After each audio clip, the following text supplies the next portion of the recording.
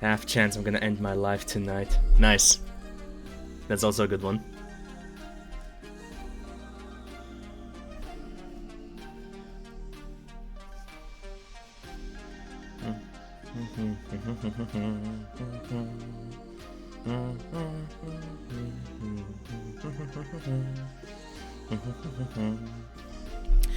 Boy, am I glad I have this much fucking game soundtracks that I can play at the start of my stream without having to worry about, like, you know, copyright and shit.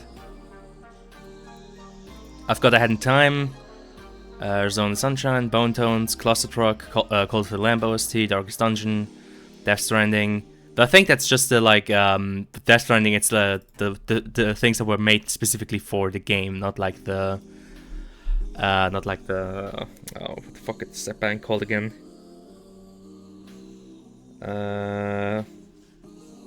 Yeah, but not like the third-party tracks. Dusk, of course, Fury, and the Fury soundtrack is fucking amazing. Though with that one, I'm not sure because it is made by like third-party artists, like, you know, Carpenter Brut, Scattle, Waveshaper. So I don't know how safe I am with that one. And of course, there's also Portal 2. Actually, which one's the one that I...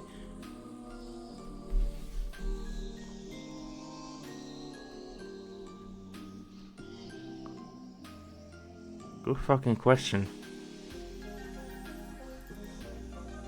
Oh, they even gave me flax. That's actually pretty badass.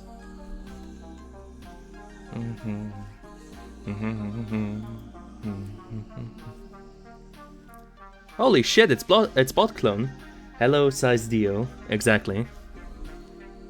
To watch while my external drive overheats. Because I'm dumping all of FC6 onto it. Bruh. Where's that one song that I... There we go. Yeah, this song is... I love this song from Portal 2.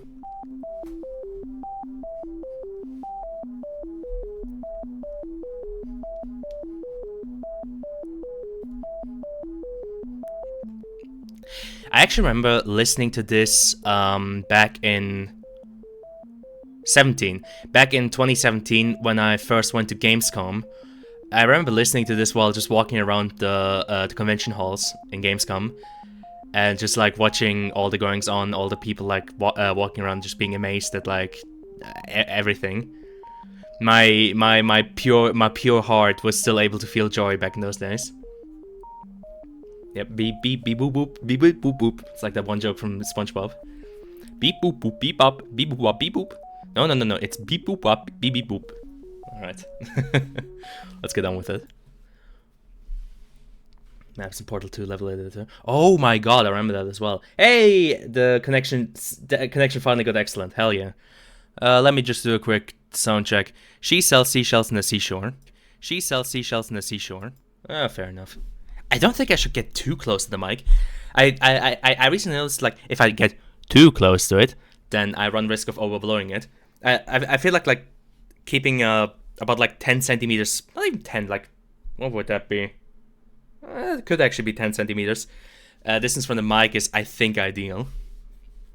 Song, because it just seems whimsical as fuck. I know, though it does have those like slightly like what's the right word for that? Those like undertones. It's like slightly scary undertones with like, ooh, you know, when the bass comes in, you're like, is this as nice and happy as it sounds, or is it not? Yeah, but the Portal 2 soundtrack is based. comically complex logic and awful level design. Sounds par for the course. I think I remember making one like way back. That might have even been on the PlayStation 3, because the first time I played Portal 2 was on the PS3. I don't think it was very good, the level that I made. I don't actually know if it still exists. Nah, no fucking way it exists. I'm pretty sure I would have deleted that a long time ago. Maybe, I don't know.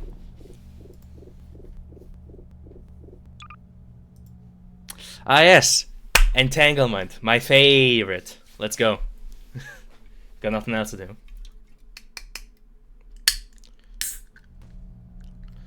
Well, now I finally have nothing else to do. It's been a long fucking day today.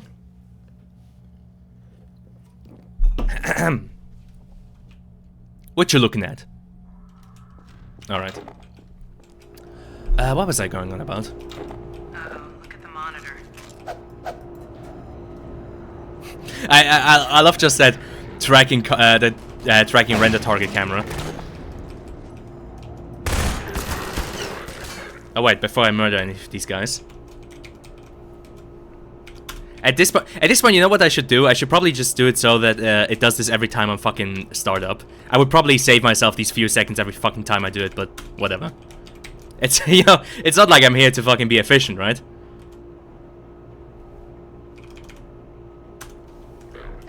Otherwise I wouldn't be playing HL2. Though again, and I reiterate, for some reason Twitch just seems to go crazy for Half-Life, which I do not understand. Oh god, no. Yeah, okay, that's fair. Tangled. Added to other exec. Yeah, I know. I definitely. I just should one of these days, honestly. Like, it's. I don't even have to worry about it not enabling achievements because I have all of the achievements. I have all of them. Well, I don't have all of them in episode 2. Actually, shit. Yeah, that might actually affect episode 2 as well. Motherfucker! How did that not kill him? Whatever.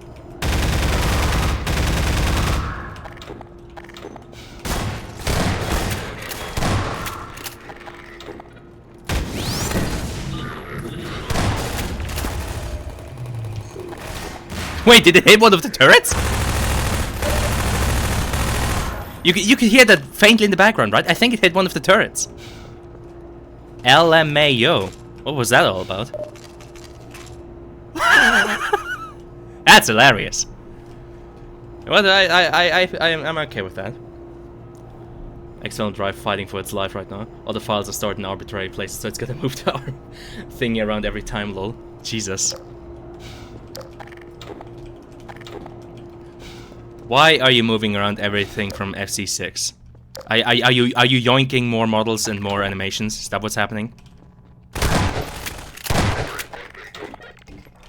Ugh. Well, you know what? I can do that. I can do that too. Did he just kill himself? Hi.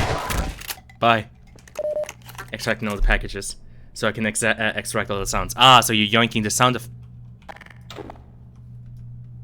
I forgot about that guy.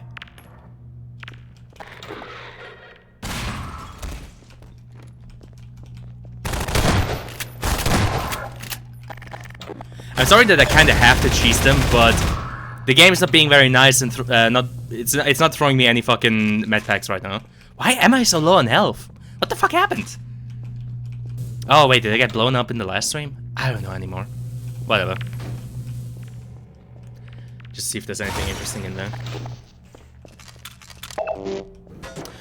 I mean, you sure as shit are gonna get like a ton of like just miscellaneous sounds, you know?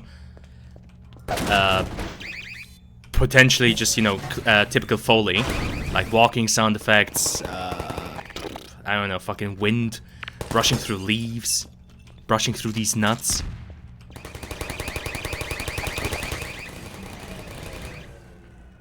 Because we are currently engaged in like cross, what the fuck, which word would you use? Thinking. I can only think of the German word. God damn it. Usually it's the other way around. But basically, we're currently engaged with like working with programmers, sound guys, movie guys at school. I mean, in the school project. You're coming up to another control room. Looks like it's still occupied. And yeah, it's kind of funny talking with the one sound person we have on our team, and being like, yeah, can you do all of this? And you know, she's like, yeah, sure thing, bro. Several thousand sounds, it's crazy. I mean, at that point, when you have a fucking AAA game, why the hell not, right? I can reprogram these turrets to attack the enemy. Time for the game to play itself. Woo! Control room. By the way, this time I'm not gonna do the cheese threat of bringing all the turrets with me, because it's one of the easiest threats to do. Just bring every single turret from the whole level with you towards the end, and it basically trivializes like the last two sections. I'm not gonna do that. First of all, it takes a lot of time, and I'm impatient. And second of all, like I said, it just kind of trivializes the end of the chapter. I do find it funny how the Combine AI just cannot handle these fucking turrets. Like, because there are no disappearing ragdolls, you'll just see them stack up right there at that corner, on the other side as well. Just stack up because they go there, crouch down, fire at the turret, and then get killed. It's hilarious just how much it dismantles their AI. Like, you know, it's not like they try to have one guy, you know, draw fire while the other guy flanks, or, you know, one guy draw fire while the other guy throws a nade. No, they just all plant their asses down there and get fucking gunned down. And because there's no disappearing ragdolls, you're gonna see each and every one of their poor decisions. That is one of the more funny parts of this chapter.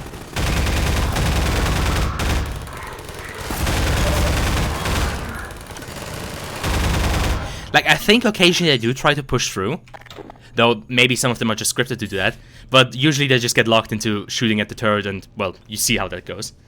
Make the AI better, but there's no turrets in Anti-Citizen. Lamau. Like, the biggest danger to the turrets there is are the fucking manhacks, because they can knock the turrets over. And this, when they occasionally remember that they, you know, have nades. But only occasionally. Yeah, see? It's like that we're put on a fucking firing line or something. Yeah, AAA is insane just in how many near-perfect assets it can produce for the shittiest games. Well, that's because I've said this similar thing about the Disney Star Wars movies. On a technical level, you know, everything that can be solved with money, Disney can't solve with money. Visuals, audio, VFX, all of those look perfect. It's just, you know, the whole creative thing and writing and all the stuff that requires actual talent that they fail at. Well, okay, I mean, the camera work is pretty good. That's because they still have talented people there. But in terms of writing, nah, forget about it. And, you know, this is coming from a shitty fucking hobby fanfiction writer. You can probably hire better writers. Honestly, the way I see it is, you can hire the best writer in the world, but if you don't let them do their thing, it's not gonna work. Because there's the other problem that comes in. Like, you know, fucking producers and executives and these fucking investors with their huge egos who think, well, I just dropped $1 million in this, so I should probably have a say in how the story goes. And that's why you have to appease my ego and my arrogance and have to do this movie exactly the way I wanted to. Or on the other end of things, they're like, well, we don't want to risk anything with this movie. No, writing an interesting story? No, that'd be way too risque. Just make it so that it appeases the US and Chinese market. Especially China. We want to appease our Chinese overlords, definitely. And then, you know, you get bullshit. And, you know, then you get super progressive Disney, who definitely want representation for everyone, for LGBTQ, for every ethnicity. They want to represent everybody, but of course they're gonna cut out a same-sex kissing scene in Star Wars because, ooh, we don't want to offend the Middle East or China. So, you know, fucking hypocrisy. This station might give me better access. It's just, Hollywood is just completely fucking creatively bankrupt. There she is. Wait a minute. How'd she... It's from your area. I'm not calling about that. What's she up to? You promised you weren't going to touch Eli.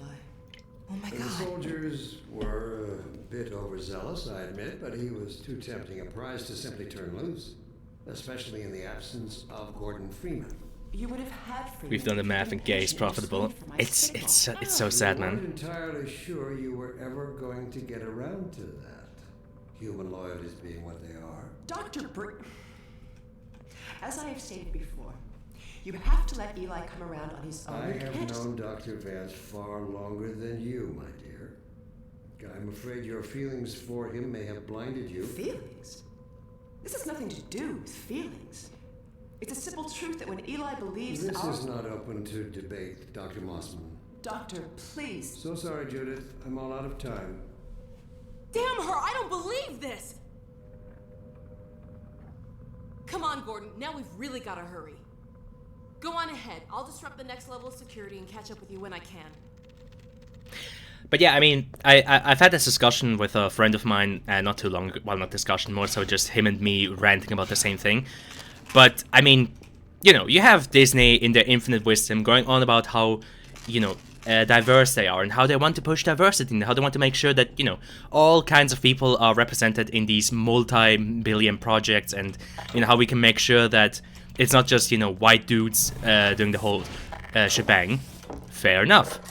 But then, you know, you think about their recent projects and you think about their recent protagonists. The Disney trilogy. You have a white person as the main protagonist, Rey. Sure, she's a woman, but she's still, you know, Caucasian. Then you have Mandalorian with Pedro Pascal, I think he's the guy playing him. Technically, I don't know that much about his ethnicity, but still, close enough to, I don't know, it feels wrong saying he's close enough to white, but male, stereotypical protagonist. Then you have Boba Fett, which, to be fair, that's a Kiwi. Then you have that new Andor show, which, again, male protag. I think the actor is Hispanic. I don't know. I don't know. It's just like, I've had this discussion where, like, you know, they act like they're all super progressive, but then, you know, you're like, well, where are the fucking protagonists of color? And as soon as you ask that question, it just all falls apart. It's, I don't know, it's just strange. Like, if that was their stated goal and they actually stuck to it, okay, that would be one thing. Like, it wouldn't ensure that their stories were good. Like, a character's skin color doesn't mean crap, you still have to write a good character. But, you know, at least you could then argue, you know what? For all of their fucking bullshit, at least they're stuck true to their guns. But they haven't even done that. So it's like, bleh. This guy again. So true. It is funny how at least half the characters in HL 2 have PhD. Well, yeah, it's a very, no, it's a very scientisty cat. Cast, yeah, not cat. No, what about that cat? I fucking know. But yeah, I guess that's another part for why I hate modern Disney. It's just like, you know, if at least they stuck true to their guns, you know, like shitty story writing and allowing people like Rian Johnson to touch anything is, you know, that's one thing. But, you know, not even sticking to what they said they'd do.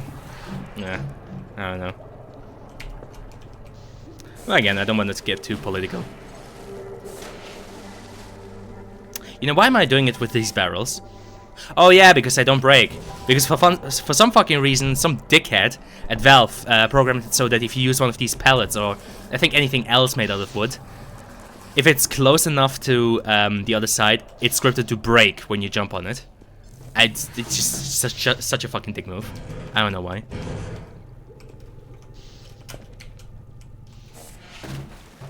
Ah, that'll work. There you go. More zombinos. Oh no, who would have ever guessed that he wakes up?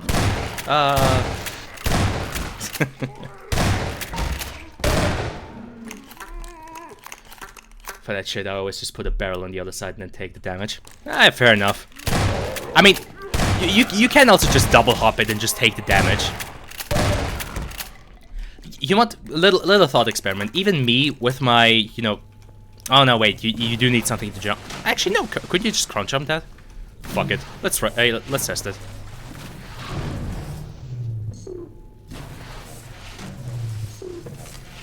Nom. Okay, now I wouldn't survive it. Actually, no, I actually would have survived it. Yeah, but no, you do need something to hop up on. But yeah, you can totally do it like that. Soup sound.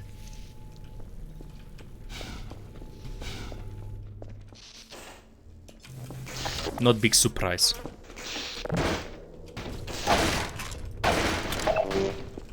I went on a nice walk today, though because it is a fucking holiday. Not a lot of people around outside. Also, I don't know, the weather's strange. It's like really cloudy and really windy. It feels like it should start raining any second now, but it's been like that the entire day. It felt like it should start raining any second now, the entire fucking day long. Like the entire time I was outside, you know, I had my hoodie on, and it was like, okay, it's gonna start. It's gonna start now. It's gonna any day now. Get ready. You're gonna get rained on, and it just never happened.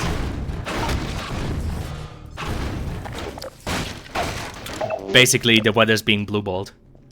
The weather's just fucking edging itself. That leads up to nowhere.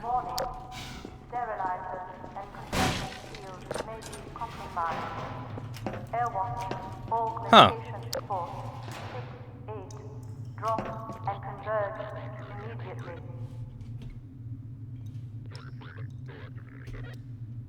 Target Freeman, directive to intercept. Also, I like how it said that the sterilizers may be compromised. Range 30, bearing 16. It's fucking cool though, man. Again, that's why I'm saying it would be kind of cool to have like some dynamic response system from the Combine Overwatch, as to how they send like reinforcements or backup or some stuff like that.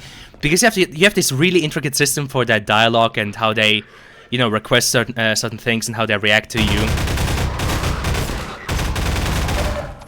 I feel like there's also some stuff to be done there. I mean, again, I think I kind of cut myself off the last time I tried to rant about this, but I do find it strange how selective Valve are in their decisions as to which technological leap is far enough to bring back Half-Life. Because, okay, sure, for Half-Life Alyx, they were like, okay, we've got VR. That's a far enough step to make another Half-Life title. But I'm like, there have been a lot of other technological steps before. Like, again, AI... not AI in the cringe fucking way that's being used right now with like what the fuck is it called, Midjourney and whatever. Like not in that way, but more so in the way of like, you know, kind of like what they did in Left 4 Dead 2, with dynamic AI responses and, you know, stuff that ensures replayability. It's strange that they never went into those directions to explore that with like a Half-Life title. Like there's a ton of fucking possibilities there. Especially with like the fucking established Combine structure. And they were like, nah, we ain't doing that. I just noticed the system for saying numbers is a bit fucked up. They should say 30 instead of 30. It works. I mean, if you know, going by like phonetically militaristic, you can't just stick the turrets back into their holders and then slot yourself into the empty one. True, you can do that. Can't get knocked over if they're in the holders. Yeah, you're right. Fuck it, I'm just gonna play ball and play the section as it should be. Why not?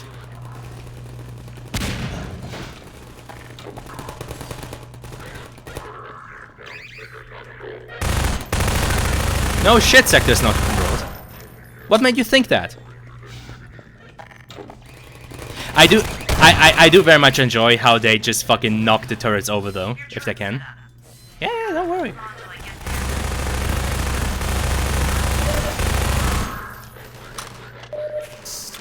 Outbreak. More soldiers.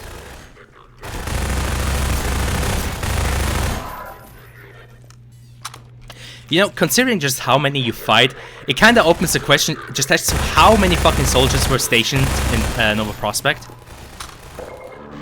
I guess it kind of goes into apparently how important Nova Prospekt is to the Combine, if they're willing to have a fucking battalion stationed here.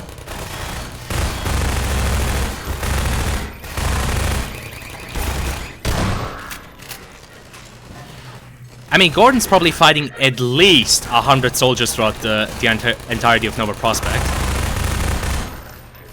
Which admittedly would only be a platoon, but then on top of that you have all the fucking fighting going on in the background. With the soldiers, you know, trying to hold off the antline attack. So honestly, to me, it feels like you probably have at least a few platoons in here, if not an entire battalion. Well, that is if they're following American rules. I feel, if I remember correctly, in the... at least in the US Marines, I think a platoon has about... oh, what was it again? Like 200 guys in it? Like 150? Something like that. I'd have to read up again.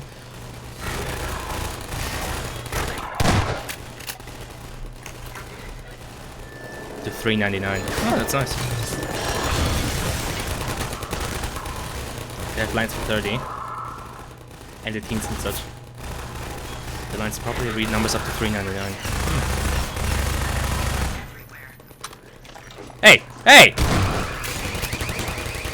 I do find it funny how he's just hard-coded to prioritize the turret, even though he could see me standing right next to him with a fucking, you know, shotgun.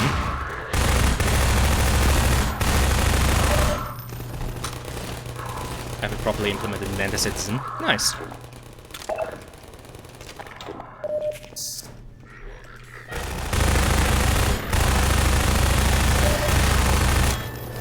You know, I was about to make a joke about, hey, remember that one time I actually managed to die in this section?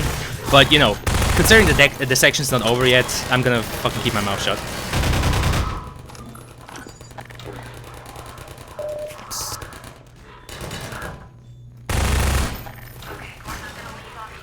Present for you.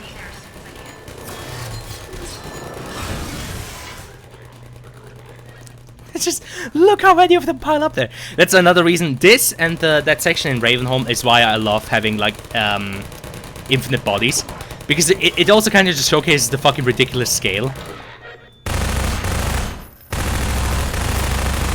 of just how many you fight here. That's kind of why I'm wondering just how many fucking Combine soldiers are stationed in Nova Prospect.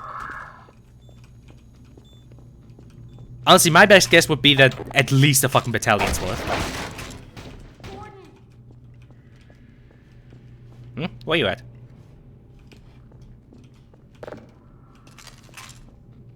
Oh, there you are. Sorry to take To so dialogue long, system Gordon. fed through text-to-speech AI will Looks like go you could hard. use some help. I won't leave you again, though. Now let's track down Mossman.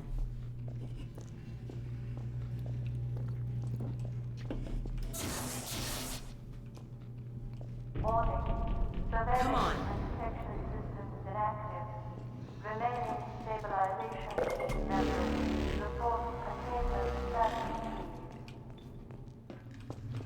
Okay, yeah, so apparently they just lost surveillance, and yeah, remaining stabilization teams report containment status. Again, I mentioned this last week, but it is very fascinating to see just how much Nova Prospect is falling apart over the prospect of this and the last chapter.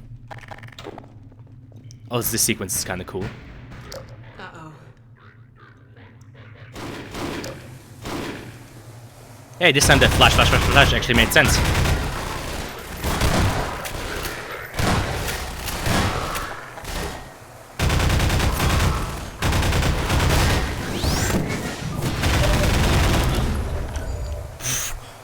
How many did that hit? I think that hit all of them. You doing alright? Okay. Honestly, I do have to say one part of current AI improvements that I do appreciate is the whole like I said, fucking text-to-speech stuff that's going really fucking hard. Because I'm sure you've also seen those fucking meme videos of like Skyrim NPCs or Oblivion NPCs just talking about stuff. And I do have to say, like the stuff that opens up for modding is that goes hard. I do have to say, for that, Great, another I can appreciate that. Of course, there's also the fucking all the malicious shit people could do with it, but you know, another time. Ha. Found her. Ha! Got you now. Uh-oh. I mean, it's thankfully. Come on, Gordon. We don't want to keep her waiting. It's thankfully at a point where you can still kinda tell that it's not a real person talking. Like it's pretty fucking good already, but you can kinda tell by how monotone it sometimes is, and by some weird inflections and artifacts. You can kinda tell, okay, it's still sort of text to speech. Seal this door. some models and some voices go ridiculously hard with that. I think it's also kind of a thing of what kind of voice you have. Tech to do malicious stuff for like a decade. No one really has so much. So I don't think it's much of a huge issue. I think it's less a problem of the tech itself and more of how easy it is to use it and implement it. Because I do agree with you, like the tech to do like voice generation and text to speech and whatnot is there, has been there for a while now, but now it's just ridiculously easy to do it and to copy somebody's voice. I don't know anymore how exactly it's called, but this is one thing where you have to, like, I think only feed in like a minute or 5 minutes of somebody's voice and boom, it's got like a really fucking good copy of that. Sorry about that. So I think it's less the tech and more so just the usability and ease of access that's troubling me. 11 Lab, thank you. But also you can just say shit on the internet and people will believe it anyway. Yeah, some people have touched up on this, but I heavily suspect it's going to be a thing in the future with just like... I mean, I already noticed this myself when I go through like art pages or like the community artwork sections in Steam. Like, at some point you kind of just develop an eye for which artwork is AI generated and for which stuff isn't. It's weird to explain, but AI stuff has a weird habit of like having these kind of extreme outlines or like weird contrasts, which kind of gives it away. But yeah, I suspect it's gonna be like a thing way more in the future with just people, you know, kind of learning to tell apart AI from actual stuff. Damn it! Move back, Mossman. We're coming in. You know, I've always been wondering just what the fuck they're doing to try and breach through this door. Cause, well, sorry, I just had a funny thought. What if like all the Combine soldiers, you know, one Combine soldier just stands like really straight. He just planks. So they have one soldier planking. The other one's kind of like pick him up, like a log of wood, and they're just hammering his head against the door. You know, kind of just like, you know, use your head, bang. Okay, try again, bang. Alex, whatever you may think, I assure you I've worked to protect They're kicking it with the big shoe. And be glad you're Oh, with the still really listening big to shoe. us. That's serious business. We're going to reconfigure this teleport and get the hell out of here. You see, we're working to the same end. I've already reprogrammed the modulator to emulate a Zen relay. That's my father's work you stole. It's my work too. And I had to prove to Dr. Breen that your father would be the most My honest valuable reaction. member of any research effort going forward. Enough of your bullshit! I do like this line. There's my dad. I'm going to bring him in. I do have to say, this goes hard. Alex just going, enough of your bullshit. Just enter the I can appreciate that. lab and let's get moving. But we need access to the teleport platform and we're locked out. I'll take care of that.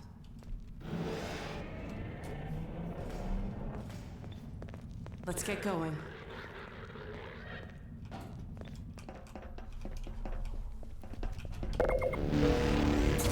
Alright, the end of... What the fuck? What? What? Oh my god. You saw that? You saw that, God. And you've been working with this thing? right? For how...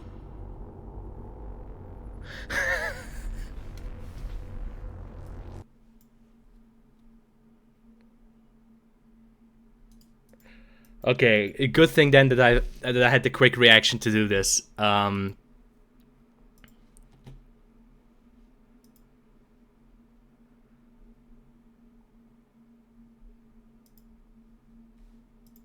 take care of that. Okay, hold on.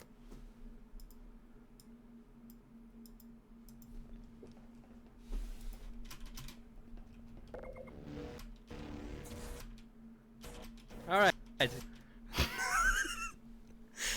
Alex just decides she had enough of my bullshit.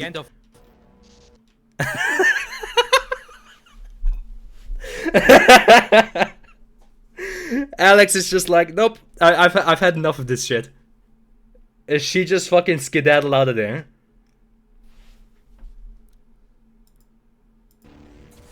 Alright, the end of... What the fuck?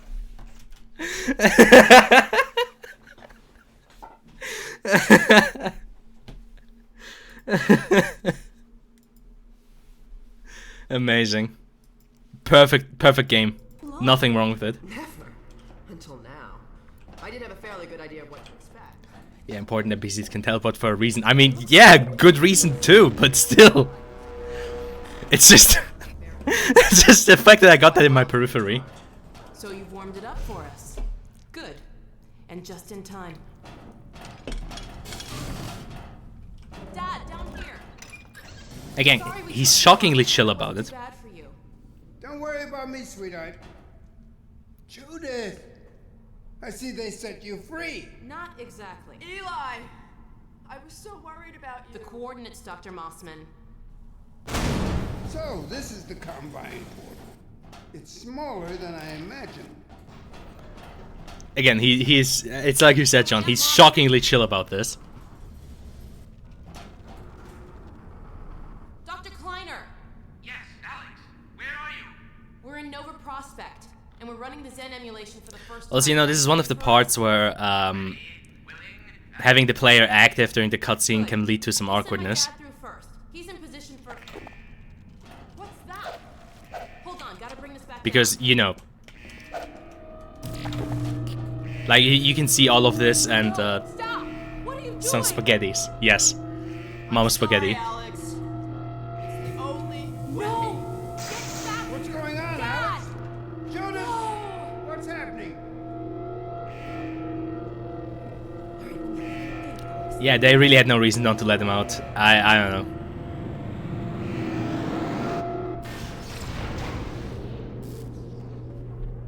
I do like that sparking effect. Have to stop them. Stop who, my dear? Oh my god!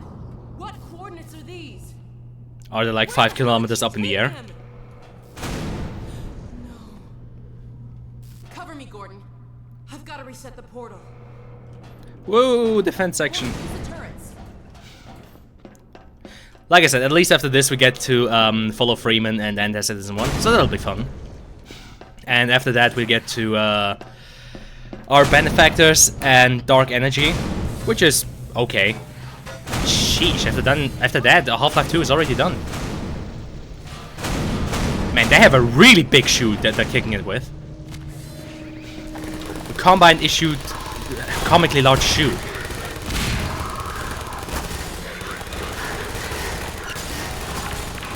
Now you can keep it. You forget that HL2 is a 2004 game and sometimes you don't. Yeah, kinda. At times it really does transcend the fact that it's a 04 game, sometimes it doesn't.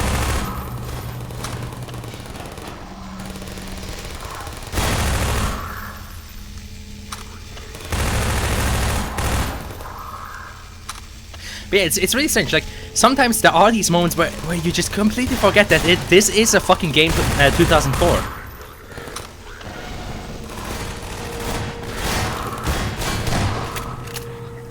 I do like the funny ragdolls though. Funny ragdoll is always good.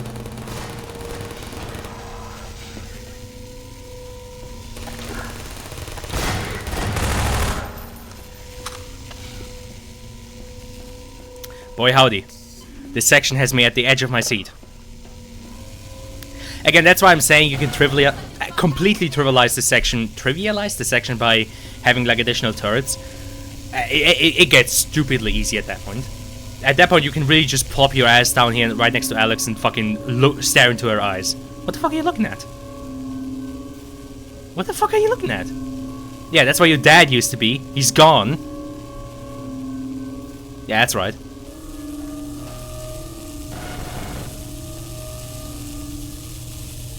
Wait, did the script fuck up? God, this is taking forever. Well, yeah, but where the fuck are the reinforcements? Don't tell me I broke it. You can't tell me I broke it. No fucking way I broke it. I didn't even do anything.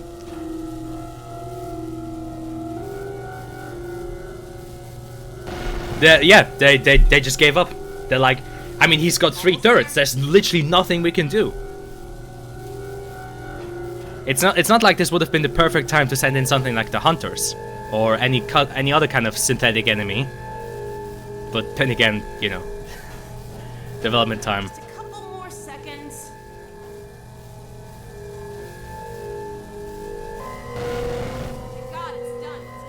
Shove a Strider through the hallway. Let's go! These readings are scaring me. Okay, Doc, we're locked on. I await your arrival with great anticipation. Comically large Strider. Come on, Gordon. Get in. Oh, they did actually. Oh wait, you could see that was just like a physics shove. I actually have seen situations where the turrets don't get flipped over and they actually manage to kill all the elites. That was funny. Though they look just about as confused as anybody else. Hold on. I feel like they're supposed to be shooting at us. Alright.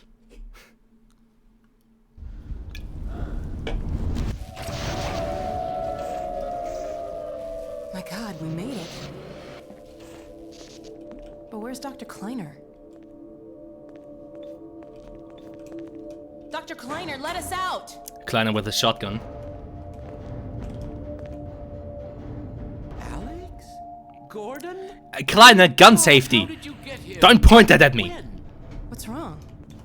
My dear, I had given up hope of ever seeing you again. I was afraid we might not make it either. I think the teleport exploded just as we were porting out. Oh yeah. Indeed, it did. And the repercussions were felt far and Based. wide, but that was over a week ago. Wait, he says over a week ago?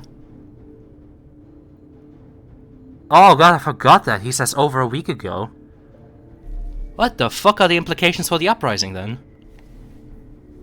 What do you mean? Gordon and I were just there a minute ago. Fascinating. We seem to have developed a very slow teleport. I do like how he immediately goes back to his Entirely notes. new line of investigation. Like, man's focused so hard in his work, he just immediately goes back to it. A great deal, my dear. The blow you struck at Nova Prospect was taken as a signal to begin the uprising. But what about my father? Well, that is most troubling. According to the Vortigaunts, he is a prisoner at the Citadel. We've got to get my father out. Yeah, the best theory I would have is that the actual, like, street fighting of the uprising has maybe been going on for a few days, like, not the entire week. Because like I said last time, otherwise I personally find it a bit hard to believe how the Combine haven't just completely cracked down on that. Barney has been leading a push with that very aim in mind. And another of your friends arrived several days ago. Dog, you made it. Good boy. Actually, I wonder why did they decide to do this time Not skip? all hopeless. I wish I shared your optimism, Doctor. Doc, come in. Are you there? Hey, Doc, are you there? Also, the only scene we see I'm Barney no with an longer SMG. alone. Alex and Gordon have just arrived. Well, man, that's good news. I almost gave you guys up for lost. We're planning to set up a staging area for attacking the Citadel. Gordon and Dog can head your way. I want to get Dr. Kleiner somewhere safer. Then I'll meet Wait, up- where's the camera? I'll take all the help I can get. Oh, crap! Just want to switch to destroyed buildings low. Yeah, I mean, I don't know. Get going! I feel like you could have done that with less. I'll catch up with you as soon as I get Dr. Kleiner settled. Just a minute. I can't leave without Lamar. Oh, no. Where did she get to? Go on, Gordon. I'll take care of this. Because like I said last time, this also implies that Eli has been in Combine captivity for an entire week. Gordon, take care of yourself out there. Which, that's not really the feeling I get from his dialogue at the end of Our Benefactors. The joke where the teleporter takes longer than it would have taken to just walk there. Lamau. Well, I've never seen that as part of like a joke, but I guess you're right. I mean, to be fair, I see no problem with using the teleporter to get out of Nova Prospect because, you know, they were currently being encircled by like all the remaining Combine in there. Though, to be fair, for all we know, sorry about that. Okay, I'm good now. For all we know, that like squad of elites might have been the last remaining fucking team of Combines in Nova Prospect. Like legit. For all we know, they might have been the last ones alive. From like Laidlaw or someone. I forgot that explained it being a joke. Really? Okay.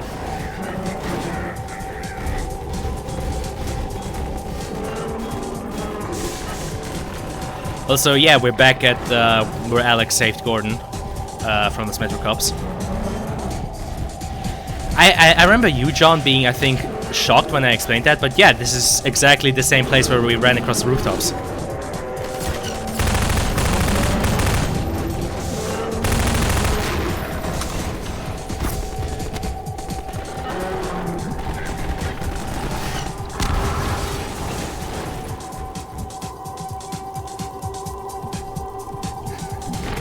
I'm pretty sure I remember you being like, holy fuck, I never noticed that. Guess it was pretty long ago, though. Yeah, there's the top apartment building where we originally ran away from. Yeah, across there, across there, across there. And then somewhere there would have been the entrance, but I think that's been blown away. Also, again, with the combine walls. Okay, that's maybe a bit of... okay, that's somewhat shoddy modeling work, but yeah, technically speaking, the idea is that they're... oh god, for a second I thought I fucking locked myself into something. But yeah, the idea is that you can kind of see them just crushing buildings in the pathway. Like, it really does give the idea that the Combine are just continuously fucking pulverizing CD-17 street by street as they can. Alright, dog, I'm coming. I'm coming.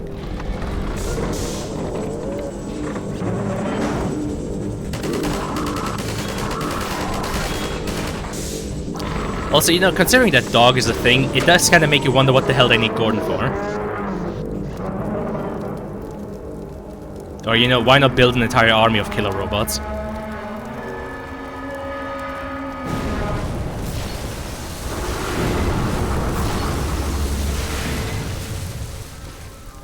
It's one assumption that can be made that the mobile walls also crash buildings for resource extraction.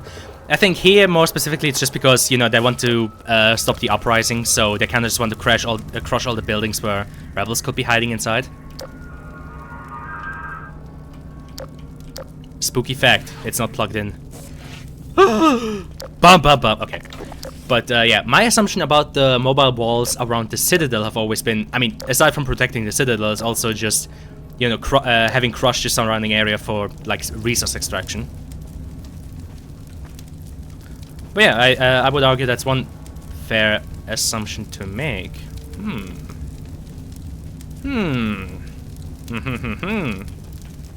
Uh-huh. Yes. Well, yes, this is a perfect game. Completely bug-free.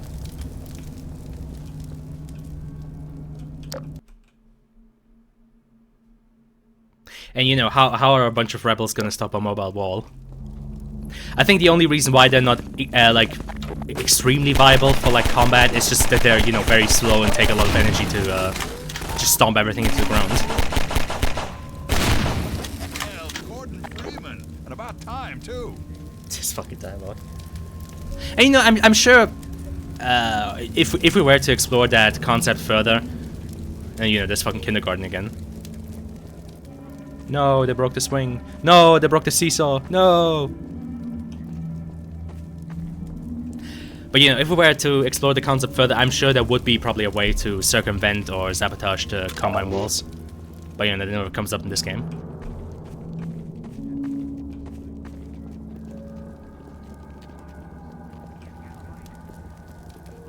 But yeah, I do have to admit, I am a sucker for, like, destroyed urban environments. It's like whenever I get the urge to, like, play a World War II game. I don't know, sometimes that happens. Like, my favorites are those where you have, like, stuff like Stalingrad or like the Battle of Berlin, where you have, like, these huge urban environments to fight through. That's why fucking World at War, Call of Duty World at War, is probably still one of my favorites. Just because that game did, like, urban battles so fucking good.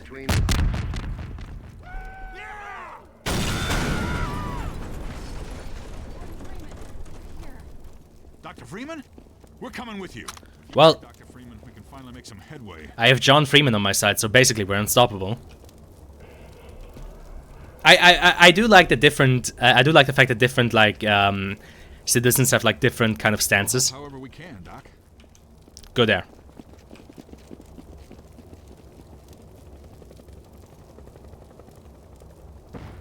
Now come back. I mean, I appreciate the fact that they built this in, but I do have to pose the question just when and how the fuck you were supposed to use this.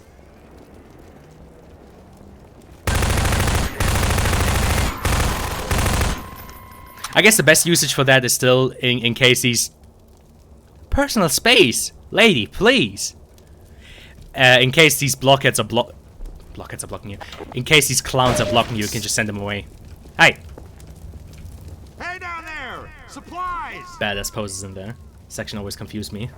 Why? Look out! Oh, yeah, I get it.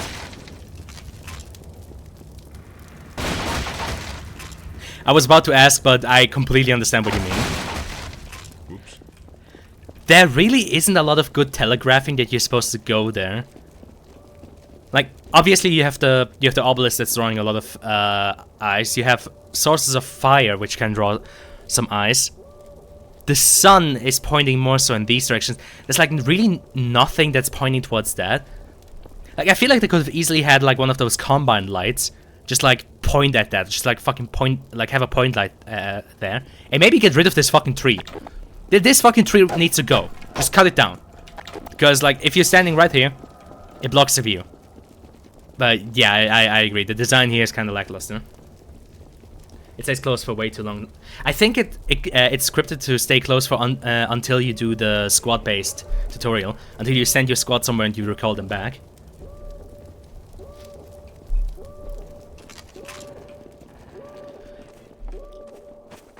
Yeah, though I think it's also on a timer, so that if you don't do the tutorial after a while, it just opens on its own. But yeah, I think that was the intention, and there's probably a trigger there for it to open once you've done the tutorial. Watch out for the hoppers! They're everywhere!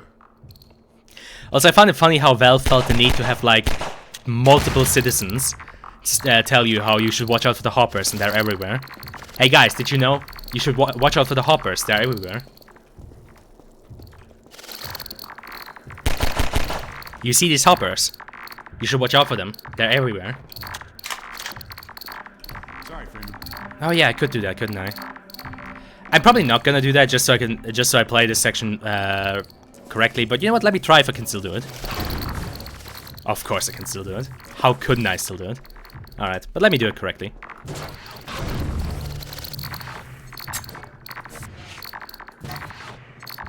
Don't waste the hoppers, Dr. Freeman. We can use them against the Combine. Again, funny there that nobody... Hoppers up without setting them off. You can plant them wherever you want them. I mean, like I said, Follow Freeman and Anti-Citizen 1 are probably two of my favorite chapters, but some of the tutorials are kind of clumsy. I mean, I didn't mention it earlier, but the whole thing with like a pop-up telling you, hey, send your squad, and press that to recall your squad, that's like the kind of tutorial you expect Half-Life 2 to not do. But I guess I didn't have like a way for one of the citizens to be like, oh yes, Gordon Freeman, press the action button on your keyboard to send us somewhere and to recall us again.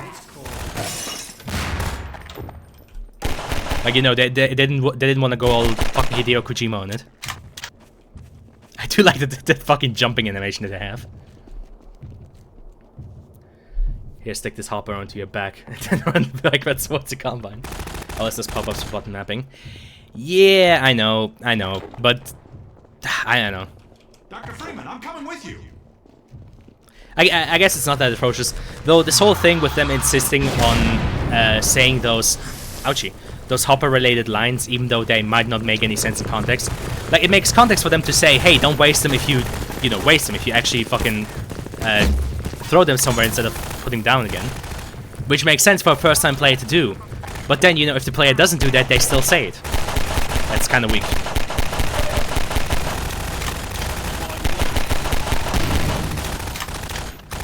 Okay, I guess I am being schizophrenic.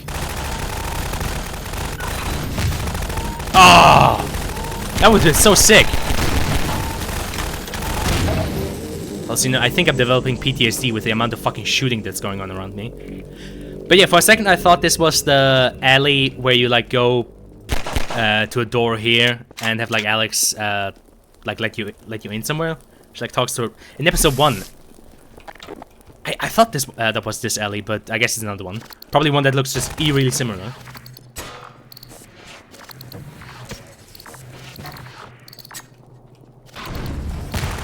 mean, again, this is another case of, you know, segregation of story and gameplay.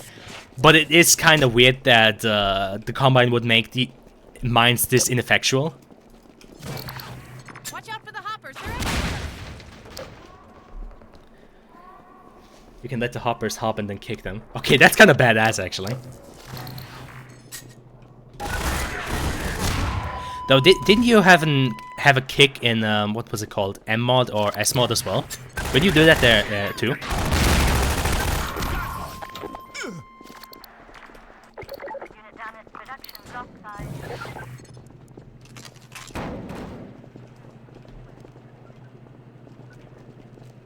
Is that one up there in that window that spawns? I guess not. I think I've played this mod. And the Vance kick is way cooler anyway. You just say that because you have a bias. Okay, Clown Squad, get over there so you're out of my way. Hey, everybody, follow Freeman. You're big and green, you have a bias. Alright. Oh. There we go. I fucking knew one guy spawned up there. Can you drop kick in S-mod? I don't know.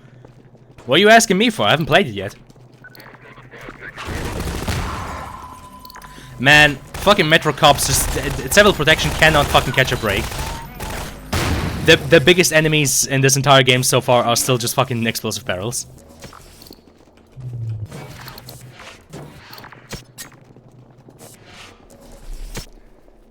I don't know if you can either, though.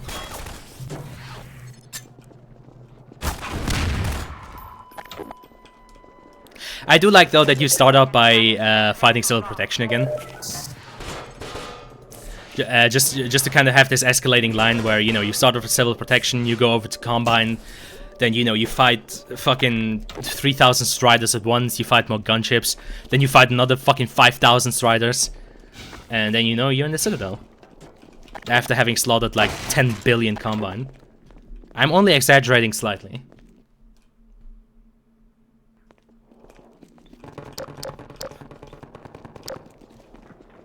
Wait, when the fuck did we lose a guy? Whatever. You know, I'm not doing the thing where I'm trying to keep everybody alive. Have I ever told this story? I'm not sure if I've ever told this story, but I, to this day, distinctly remember like a YouTuber. I think it was a German YouTuber actually.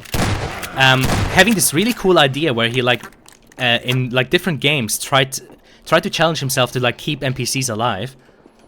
Like I remember him doing that in Oblivion, here of course in Half-Life. Like it was just this, what the fuck did he call it? I think he called it like the No Man Left Behind challenge. And honestly, it was pretty fucking novel. The most interesting part was when he went into sections where, you know, NPCs were scripted to die. Where, you know, actually the whole purpose of them there is to die, and he still somehow managed to break the script and save them. It was a pretty cool series. I just don't fucking remember the guy's name anymore. Makes Civil Protection and soldiers more. Interesting power dynamic there.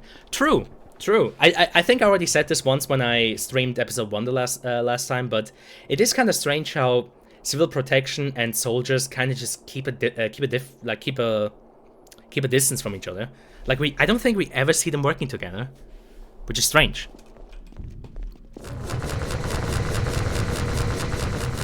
Like I'm not sure if maybe the idea was that, you know, the two AIs maybe don't work well together.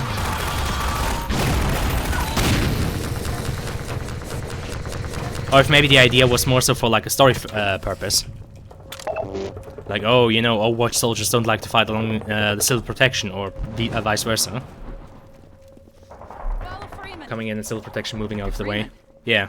We hoped for one more fighter to help storm that barricade. We never dreamed it would be you. What do you mean we hoped for one more fighter? That it's only you, this medic, and this guy who's gonna die as soon as I go in there.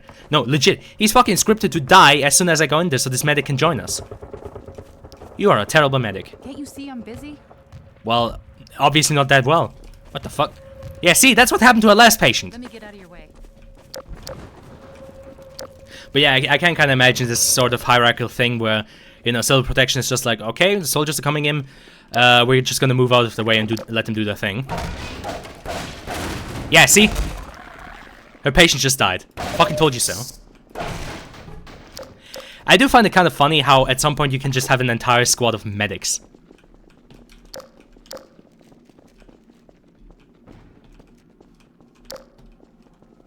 I mean, technically speaking, there's nothing wrong with it. If it's just in gameplay purposes, it'd be actually beneficial. You can meet the medic. No way.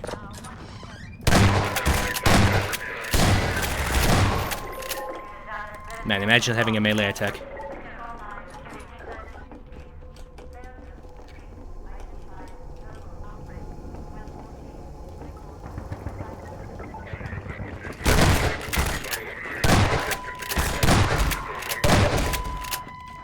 Also, I kind of like this implication that Civil Protection have like these isolated outposts that they kind of set up for themselves, where they, you know, communicate with Overwatch, kind of try to, you know, regroup.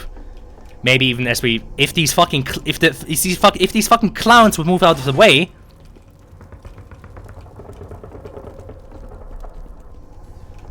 Okay, whatever. Fucking move! Or, you know, do some interrogation if they catch any civilians on their own. I do like the implication that the fighting in CD17 is just such a fucking, you know, it's just has just gotten so completely fucking chaotic that you have like these isolated pockets of, you know, teams of Civil Protection civvies and fucking Combine soldiers just fighting each other. Again, big fan of that. Like, I love these kinds of settings for shooter. Oh my god. We have found a weapon to surpass Metal Gear. If he can balance her on her head. Oh, shame.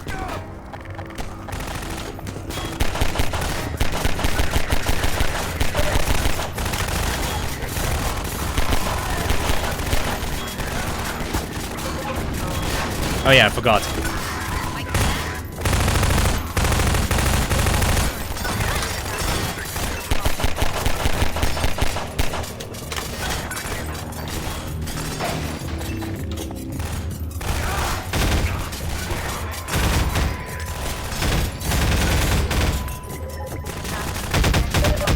Also, that guy should be fucking happy that we don't have friendly fire on, because I'm pretty sure I would have domed him.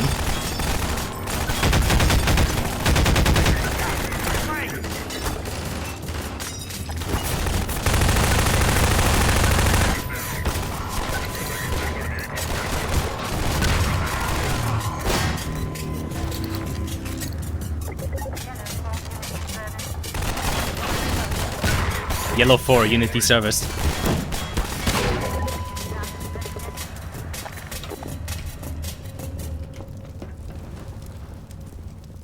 CSGO threats, hell yeah.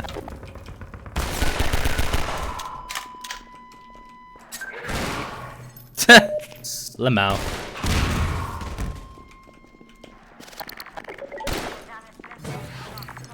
Do you afraid? You should.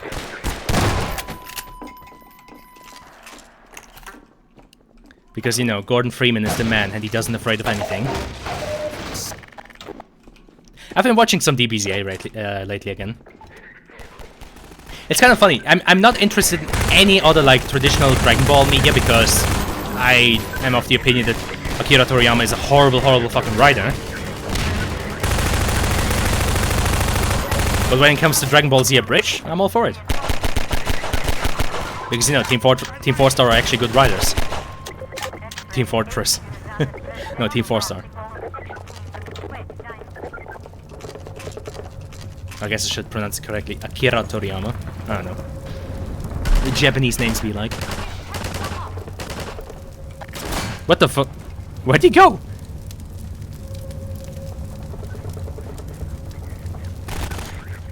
He's so confused.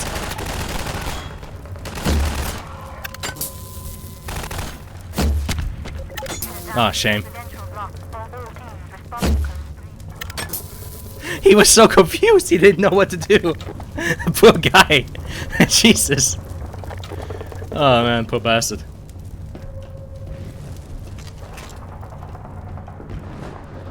Also, you know, that is a whole bunch of dead Metro cops.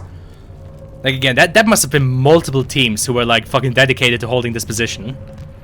Which, I guess, fair enough. It is a pretty good position. You know, you have a barricade, you have a good kill zone. I mean, you have a pretty bad case of a flanking route, but still.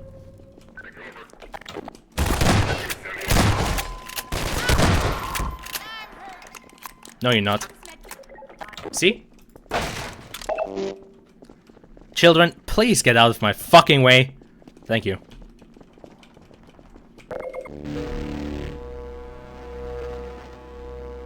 Oh, what the fuck? Oh no, I thought it was... I thought it finally started raining, but no, the weather's still fucking blue balling itself. I don't fucking know what's happening.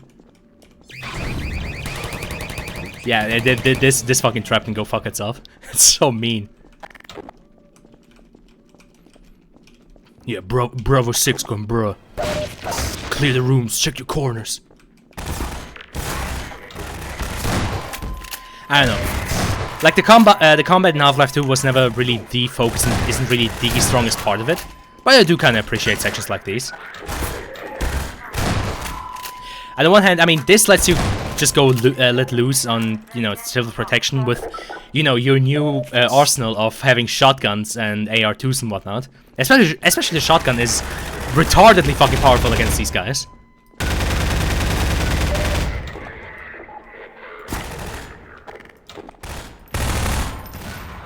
But, you know, this still isn't comparable to even something like Fear. Though, to be fair, having this section for, like, basically what's the finale of the game, of just, like, fighting your way through a street war. And I do feel like they also wanted to flex with, you know, just you being able to have, like, a squad of 4, and them being able to kind of hold their own. Well, kind of.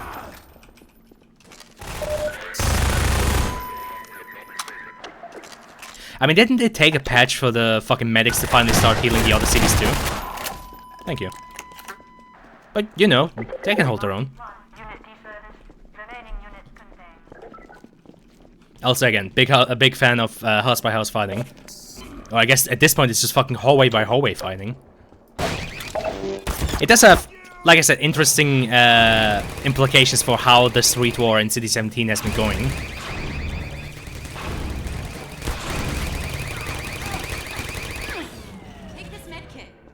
Because from what we can see, it's just completely fucking chaotic. Like I said, you have like pockets of resistance and pockets of like civil protection and Overwatch soldiers just everywhere. It's just like around each corner you could suddenly be, you know, in an environment that maybe the resistance has control of, or maybe suddenly be on top of an outpost, you know, civil protection outpost, or, you know, suddenly find yourself in a fucking Overwatch kill zone. It's like, I like just how fucking chaotic it is, and that's why I was always interested in writing something that's like happening during the uprising, because just the sheer chaos and like all of these like little stories you can have in City 17 while the fighting's going on, I just find it very fucking fascinating. Because again, like this, and I think some stuff that we see later kind of implies that maybe some resistance were holding up in, you know, the tunnel here, but then of course it gets slaughtered by manhacks and civil protection and soldiers. It's like kind of this cat and mouse kind of thing.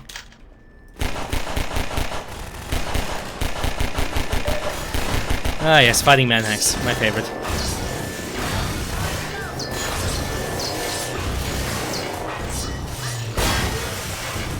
You can now imagine how fucking glad I was when I found out that you can basically insta-kill them with a gravity gun. Having done this section like back in the day when I didn't know about them, but still trying to shoot them down or, you know, whack them with my crowbar. Not funny. Not a lot of fun. Even then, sometimes it doesn't kill them outright.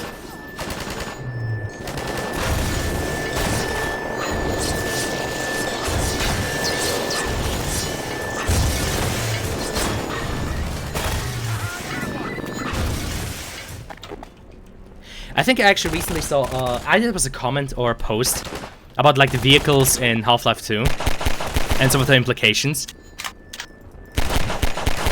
Because I personally never thought about this, but you can hear some vehicle sounds, I think even in point insertion. Like, before a Red Letter Day, you know, before the sector you're fleeing from gets, you know, put into lockdown and, you know, the APC start driving around everywhere.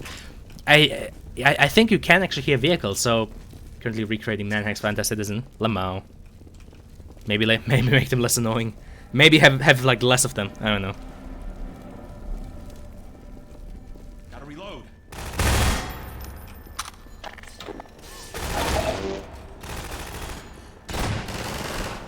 Like that. And you know, we could easily just forgo this section if everybody just ran in here and allowed me to close the fucking gate. You know, it's like we're playing Left 4 Dead again. Move! Follow Freeman. There you go. Oh, goody.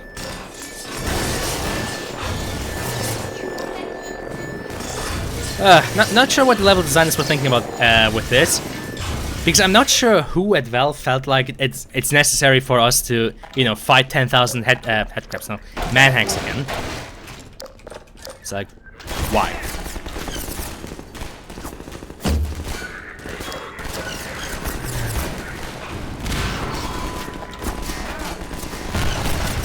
Jesus!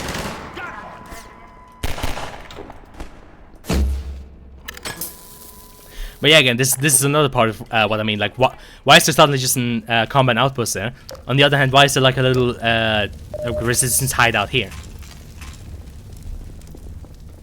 And there's trucks and stuff driving around. Driving around in APCs. I know. I mean, somebody posted the idea that maybe like high-value citizens, or possibly even just worker citizens, because one thing I could imagine is that, you know, what if you still need like trucks or shit to like carry around resources? So you know, why not have one of the citizens drive those around? And of course, it would open up the.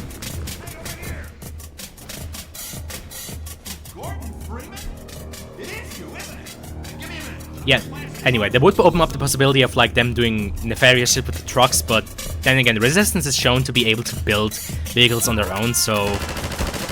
The hacks!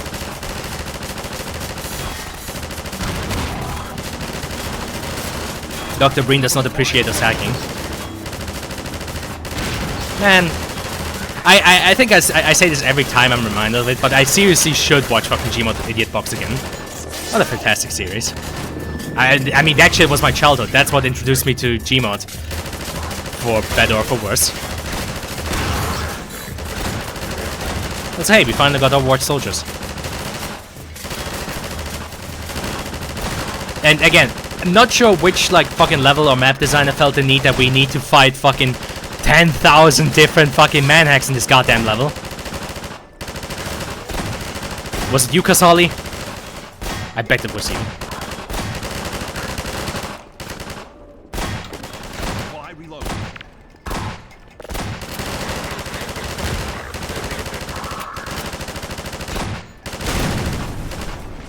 Again, don't know the level design's fascination with manhacks. I don't know why. I mean, thankfully it's gone after this, but I really don't understand why somebody at Valve was just like, yeah, fuck it, let's just fill the entire tunnel with them.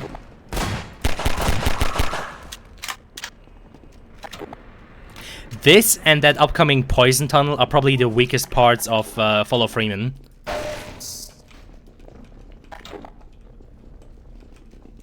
Lead away. That door's locked from the other side, Dr. Freeman.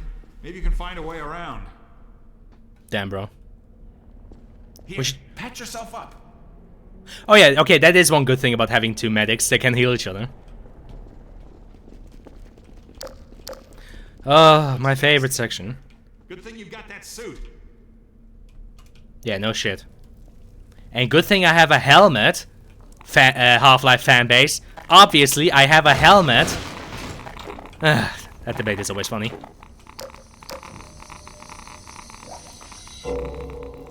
Oh, this soundtrack. This one's also nice. I mean, it is an HL1 soundtrack, but it really does go hard. What was this called again? I think it was called Space Ocean. And I'm fairly certain it was also one that had been originally made for. Ah, why do I forget what the fuck that thing was called? The project before Half-Life. Fuck. I always forget its name. he sees the HUD in his glasses. That surely makes sense. Yeah. That has to be it, right? I mean, all the promotional art shows him without a helmet, so obviously he's not wearing a helmet ever. When he picks up the suit, there's no helmet there, so obviously he doesn't have a helmet. I don't know.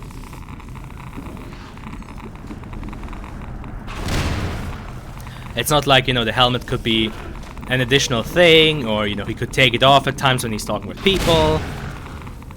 But again, we've been over this.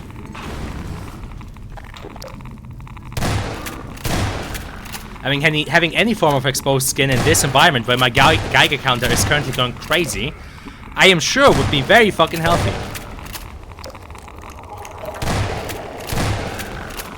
You know, his magical holographic glasses made in the 90s. That's the most reasonable thing I've ever heard. What else does bother you? People say headcrabs can bite through helmets. Oh, yeah. You know why people think that? I don't think you can ever shoot the headcrabs of the HEV zombies in Black Mesa Zen, but I do remember there's one HEV corpse that you can find where the helmet, like the top part of the helmet is broken, and like the corpse underneath it is exposed, like its skull ripped open, like it was fucking attacked by a headcrab. I suspect that's where a lot of people got that idea from. Which is weird. I mean, on the other hand, you know, there has to be some explanation as to why headcrabs can apparently hurt Gordon. Which is weird when he's in, like, an armored, you know, environment suit that's obviously capable of, you know, deflecting bullets. I mean, the game even says, like, small lacerations detected, but it's like, bruh, how the fuck are those supposed to hurt him?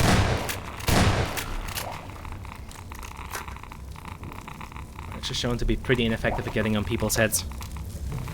I think that's another part of like gameplay and story segregation.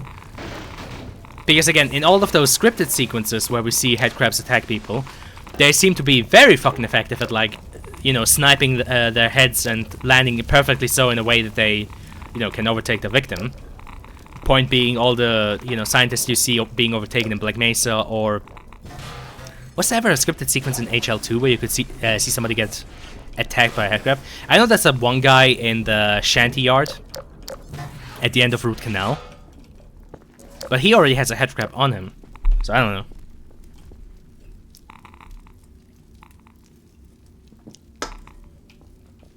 Oh yeah, true. So it can perfectly land in such a way that, you know, the headcrab is front-facing.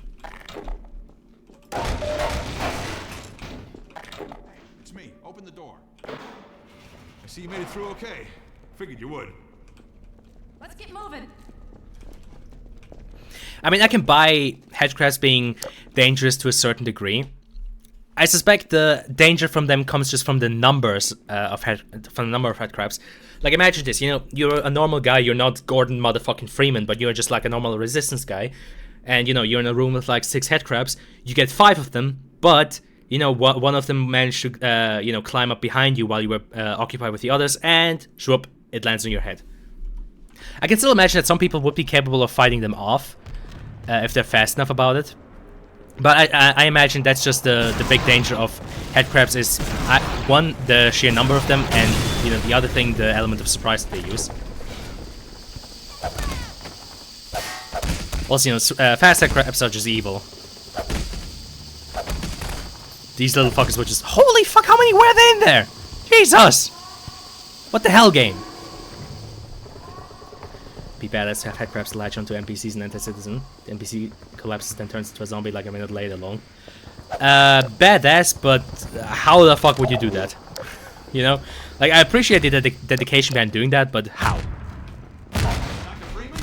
If you were looking for a place to hole up, it's not safe here anymore. They're shelling the hell out of us. Keep moving, Dr. Freeman. I'll send word you're coming and see you up ahead. Again, this is another section that I find really fucking cool. This idea that, you know, there's been so much rooftop fighting that the Resistance has just started building bridges from one rooftop to the other. And it would make sense too, because you can imagine, you know, with APCs and Striders, the Combine basically own the streets. Like ground level streets are presumably just owned by the Combine. So what does the Resistance do? They stick to the roofs, you know.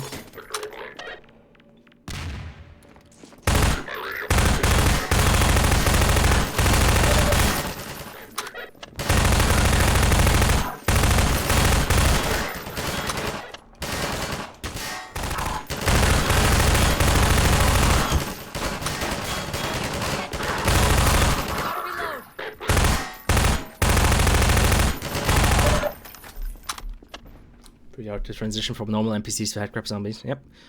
Yeah, I just have them be normal NPC model. Yeah, and actually, that is a thought I had too from time to time. Like, what would a fresh headcrab zombie look like? Because the ones we see in the games are always seem to have been headcrab zombies for a while now, where they've transitioned far enough that the rib cage opened, the fingers became like claw-like. But what about like a headcrab victim that was just freshly overtaken, and you know it still needs to attack somebody else? Like at that point, you just have a person who can only club people to death. Though honestly, that would kind of open up the possibility for an interesting dynamic with zombies, because imagine those fresh zombies. Yeah, their attacks are weaker, but because their bodies haven't degraded as much, they're faster and more agile. See, a headcrab attack, they seem to go unconscious for a while. Yeah. But I think that could be an interesting mix-up. Like have fresh headcrab zombies who don't do as much damage because they don't have the claws yet, but in exchange for that they're way faster and way more agile because their bodies haven't degraded as much.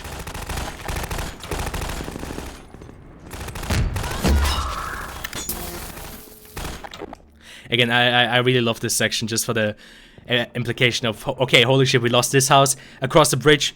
Like it makes each building into like its own little fortress. I just love that.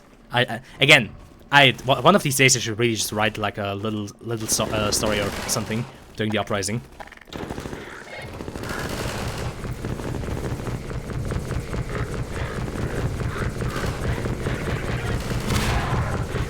And the Combine blowing themselves up, because why the hell not?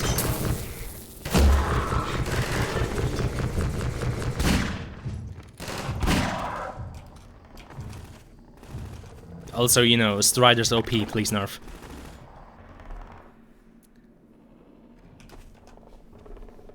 Maybe could even have them, like, still holding onto their gun for a while and stuff. Feature creep is my middle name, you don't say!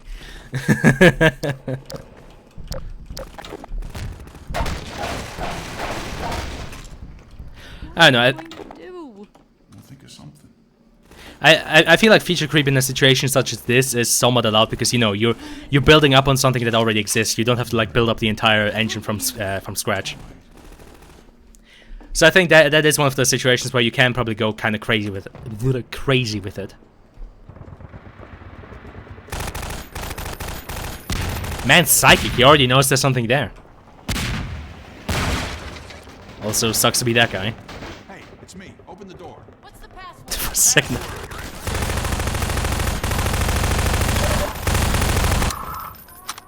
Reload, Dr. Freeman.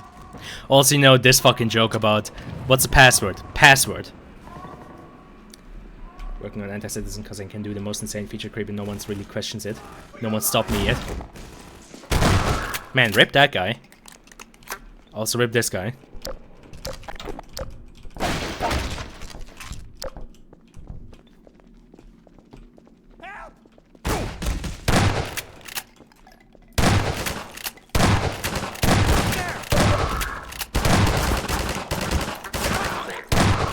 But also the implication with this, so, like, yeah, this building has fallen, the Combine have taken it back, and the routing citizens are just being fucking gunned down by, like, the soldiers hunting them down.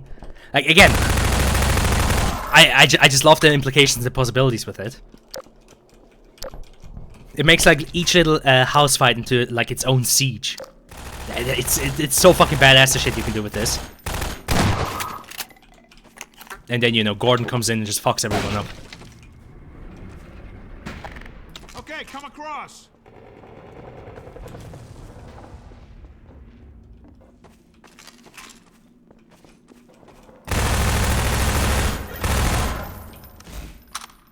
Honestly, I couldn't tell you where the fuck my team is. You know, it's supposed to say that they're following me. Should I go check? I'll go check. Children, what did I say about staying close to me?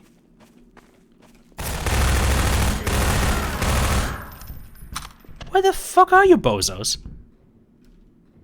This way, gang. I think we lost one. Follow Freeman. Well, it's just you and me now, pal. That guy being stapled up to the wall actually fucks with me. I constantly think there's still like one soldier standing there. Hey, you wanna join me? Sorry. I've got to stay here in case anyone else needs to get across. Okay, you know what? That's fair. I never even knew that guy would say that if you interact with him. That's new to me.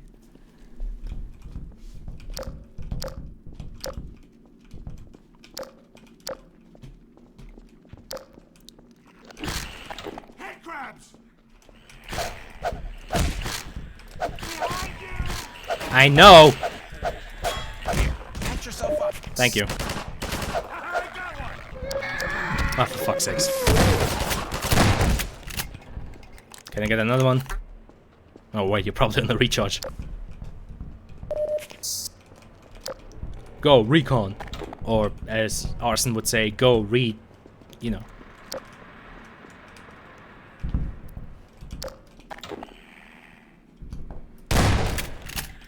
God, it's already been 1.5 hours.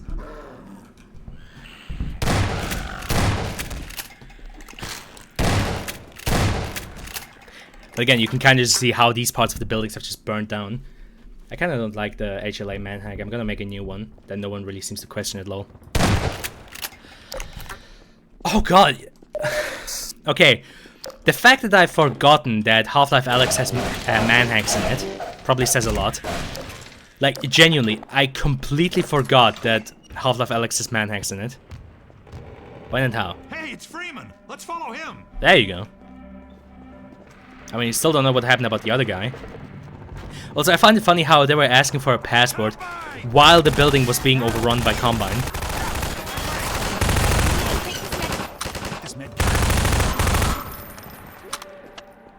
Hex and HLA kind of suck. I mean, the fact that I don't remember them, yeah. I don't fucking know anymore, man.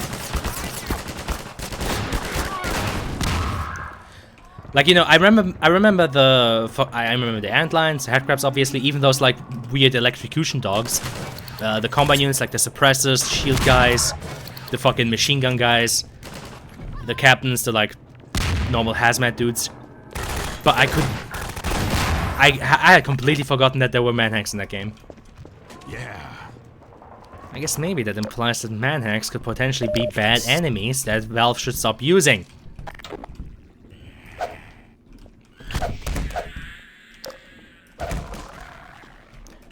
Wait, are there even any manhacks in episode 1 and 2?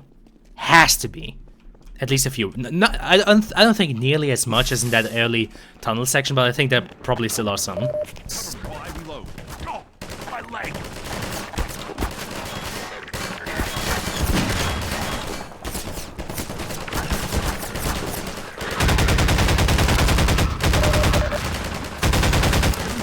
Well, you know, so much for the Resistance owning the rooftops.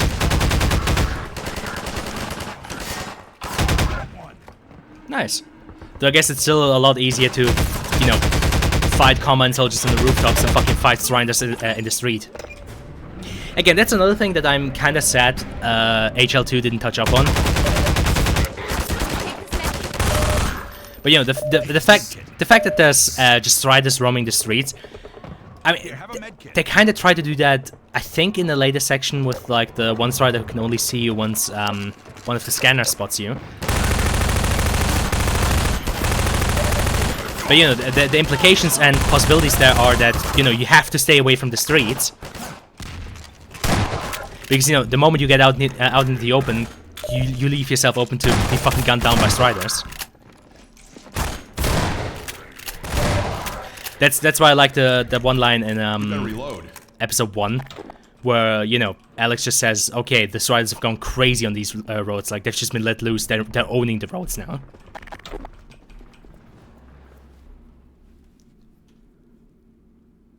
sure the HLN one isn't physics-based. Or it's dampened way more or something. Because it's nowhere near as uncontrolled looking. Lamau.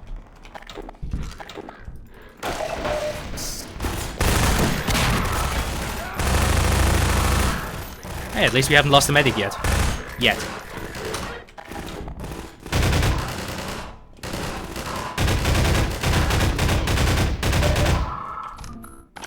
I mean, I understand why the devs made it so that the citizens are more effective.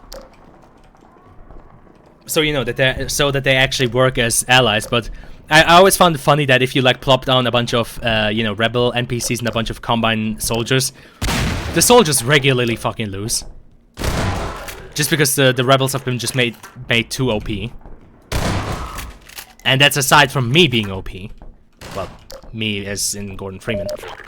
Because I am Gordon Freeman, didn't you know? That's why I talk so much. Still a funny ragdolls. I do like that though. Have the power of friendship on their side. Exactly. But yeah, I'm pretty sure they also have like better accuracy. I think they have more health. I don't know. That one's maybe unsure. But I do remember that statistically speaking, rebels are way more powerful than the fuck. Oh, than soldiers, which is, you know, exactly backwards. I don't know. I'm not sure if I entirely agree with rebels being as effective as they are. Like, I do understand that Valve wanted them to be, you know, functional allies, like, you know, guys who can actually fight and look after themselves. But on the other hand, you know, it feels kind of wrong for them to be more effective than the soldiers. Like, the soldiers do have the benefit of having nades, which are ridiculously strong against the resistance, against the rebels.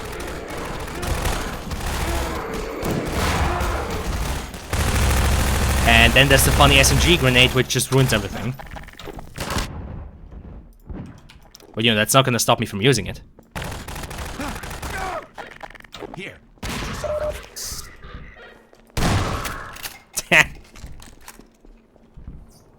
Has a friendly NPC similar to Alex that I've been doing all sorts of little tweaks to give him the upper hand. Like, enemies won't shoot him as often and stuff like that. I don't know why I'm talking about anti-citizens so much. I don't fucking know. You wanna flex? You're desperate for attention? You're desperate for my help or gratitude or I don't know. I don't fucking know, dude. Green fire. What? Oh yeah, true. That's a funky ass light source.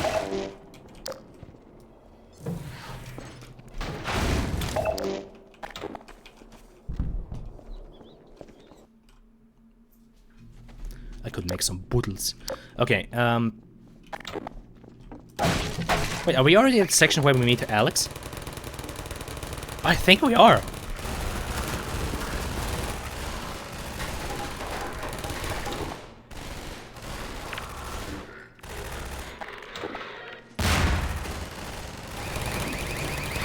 Also, again, the implications of this are interesting. Like, there's a Combine terminal there, and, you know, the recharge stations. So you feel like this might have been like a Combine outpost, but at the same time, it's also like it's overcome with like zombies. I had a feeling I'd find you here. I've got Dr. Kleiner in a safe spot. Now we can join up with Barney. There's a command center downstairs. I'm not sure what the story here is. To find information about generator locations. Ready? Let's go. Like, maybe this was a Combine outpost, but then, you know, zombies broke through the ceiling, and they were like, okay, we're not gonna deal with this, we're just gonna put down 2 turrets, just gonna, you know, blow them all down. Find you in the funny zombie turret room. True. I mean, it is... Jesus Christ, Alex. Good God, what did you do?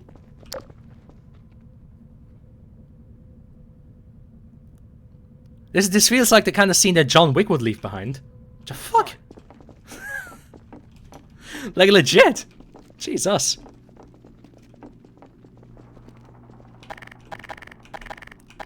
I could ruin this encounter with a rifle nade, but I'm gonna keep... Well, the SMG nade, but I'm gonna keep it to myself.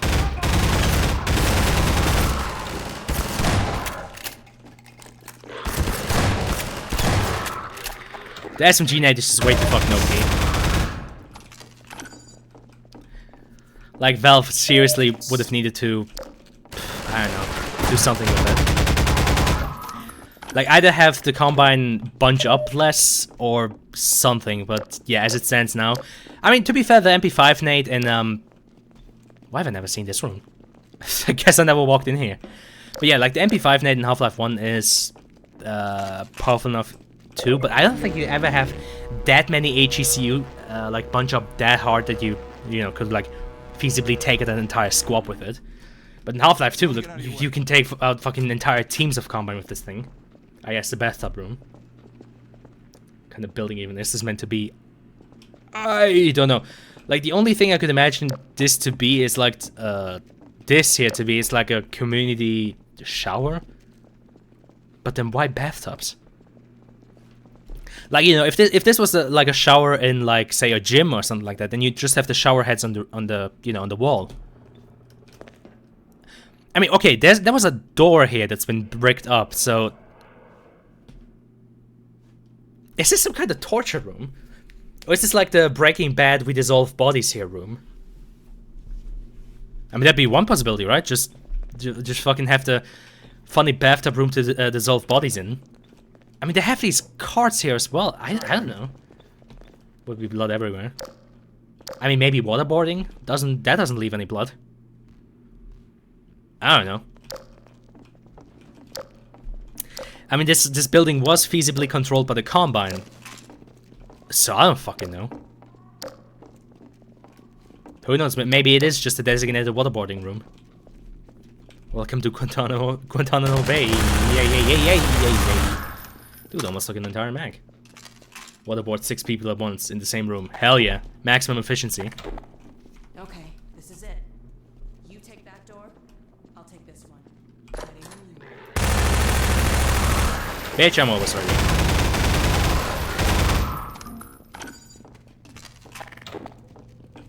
Well, we're in luck. There's a generator in the square outside. We're trying to disable as many as we can to loosen the Combine's grip on this sector. It'll take me a few minutes to expose the core, then I'll need you to hit it with a burst from the gravity gun. In the meantime, watch my back. No. Imagine so, though. Like, Amazing back there, Dr. Freeman, but I feel sorry for anyone who put down a security deposit. Like, the first word Gordon ever said was just, you know, just saying no to the plan of somebody else. Like, Alex goes like, yeah, okay, Gordon, we can do this. You'll have my back. I can disable this generator. Then we can finally, you know, make some headway. And Gordon's just like, nope. It just walks away. Since Half-Life TBH. What, the upcoming section with the generator? How so? I mean, to be fair, it drags a bit, but I don't think it's bad.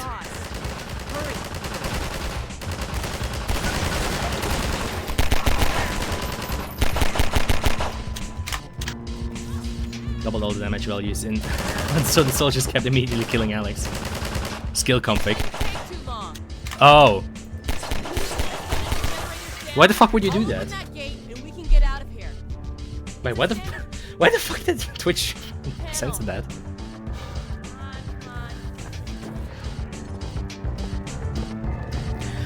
Like, the only criticism I would have for this section is that it's a bit too open, so, you know, it kind of leaves, it kind of makes it hard for the Combine to actually reach you, because you can also just snipe them from the distance.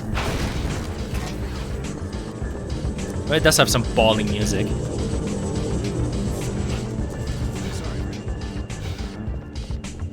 Thinks it's a Link. Lamau.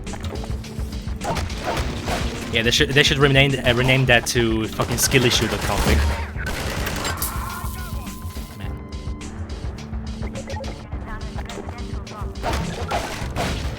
Oh yeah, in answer to you not liking this section, yeah, skill issue. But that's what I mean, they have such a wide section that they need to cross to actually get to us.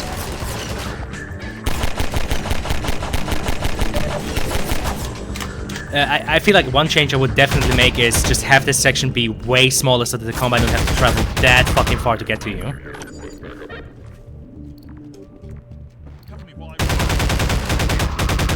Like, you know, we have our positions here at this point, and Alex is behind the fucking armored wall. It's like, I don't know why they decided to have them run this far. They had like a massive disadvantage.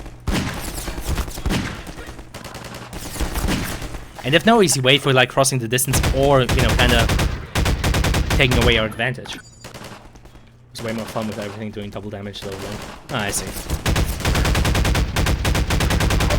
I mean, it would definitely make it more challenging. I mean, to be fair, one way to balance that out would probably just be to also double, you know, Alex's healing rate. Because, you know, she doesn't actually have infinite health. She just regenerates a bunch of health really fucking quickly. Or in that same way, and just fucking increase her health pool.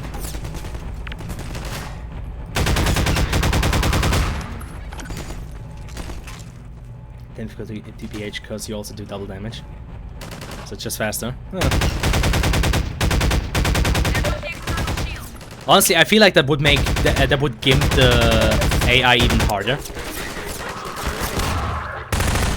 Because, you know, they already fucking struggle to survive against Gordon.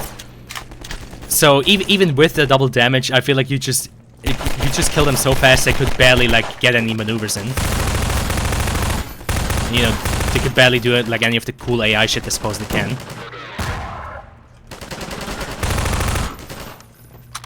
Like, look at these poor guys. They can barely get to this fucking street before being gunned down by everyone.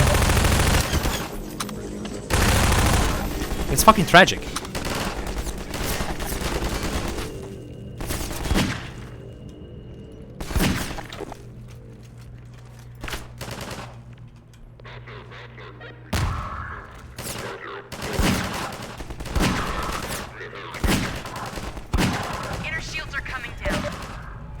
Jesus Christ.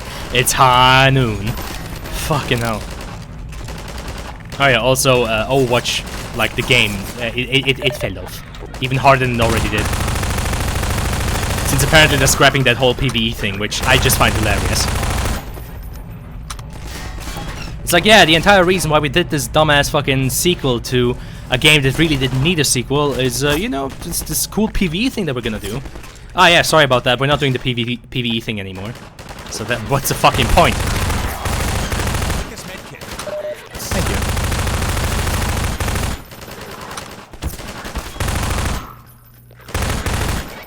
Over there.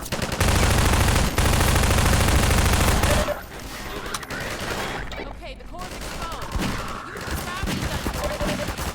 I'd love to. Jesus. Hey, medic, thanks for your help. There you go. Yoink. What the hell are the citizens doing anyway? Okay, they're not doing much, I see.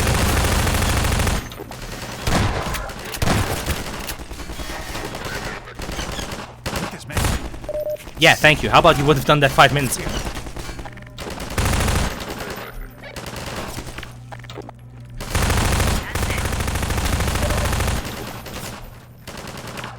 Spacing.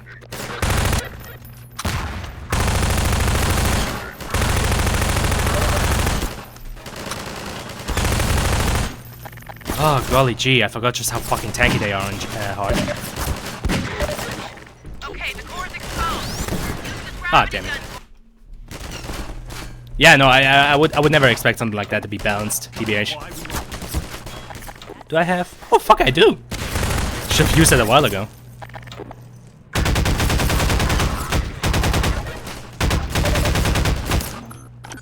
Ah, finally. An actually effective weapon. Hey, medic! Hey, dumbass! Take this med kit. Thank you.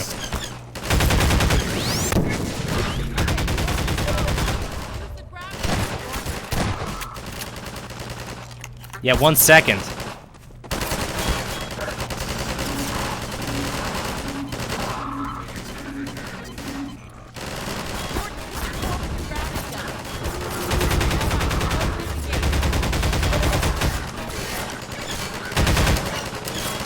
Ah, for fuck's sakes.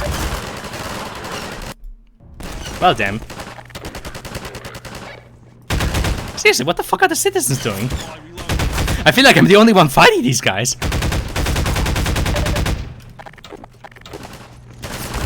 Where's my team? This truly is the engineered TF2. Okay, for some reason these clowns feel like they need to stand here back with Alex. Okay, but why though? What the fuck gave you that idea?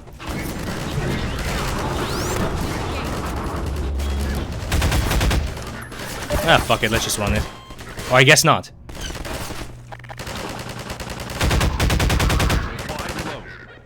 Legit, check this shit out. They all just stand back there, they're not even shooting. What the fuck?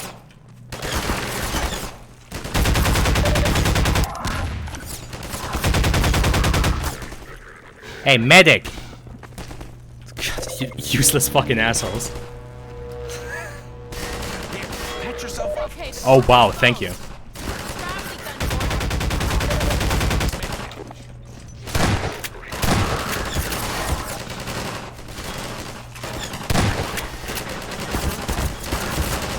And now they're all running over here.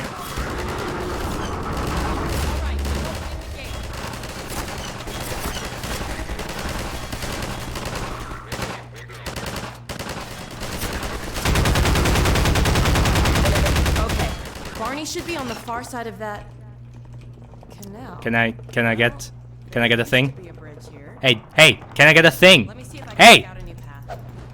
Hey!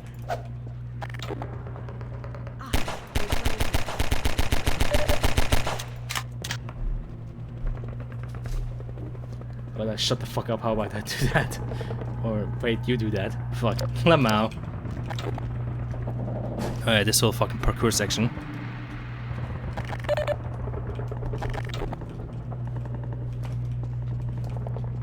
I think one of them is actually gonna start shooting me, so I should probably take cover.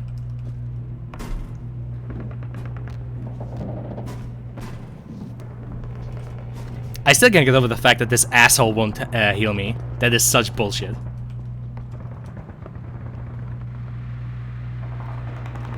Hey, looks like we might be able to get through down there. Also, you know, this whole reason is really contrived. Like, I know they needed the reason for like Alex to be captured and for you to be on your own again. Run! Get out of here! But I feel like there really could have been a better reason for that. Because right now Alex is really just like, oh yeah, let me climb this fucking 5-story building just so I can see that. Oh, what do you mean we can see it from here? No! Like, it's really fucking contrived. I know they wanted to show off, you know, the fact, oh, look at Alex, you can climb a building and have her out of the way, but this is really fucking lame. Totally could have just seen that from the ground. Yeah, exactly. It's fucking contrived. Like, she could have just seen that from down here, like the rest of us. You can't? Shame. I'm pretty sure part of this was used in the fucking, in one of the E3 demos with the Striders. But yeah, that whole sequence is, if I'm being brutally honest about it, it's fucking dumb. It's really fucking dumb. Like, either they couldn't think of a better way to like get rid of Alex, or like they didn't want her to like disappear off screen. Like, they could have just have her had said, you know, some kind of variation of, okay, Gordon, let's split up, and you know, she decides to take the high ground while you take the low ground, and oh no, she gets captured. As it is right now, it's just silly. Like, the funny thing is, even just halfway up there while climbing it, she could have totally seen that passage. So yeah, that entire thing is just silly. And this is just a picture of like a... Yeah, this is just a picture of like a wet ground or something. What, I bet this is like from a pack or something of like pictures, of like reference pictures. Or, you know, somebody at Valve just like took a picture of like the garden or some shit. I don't know.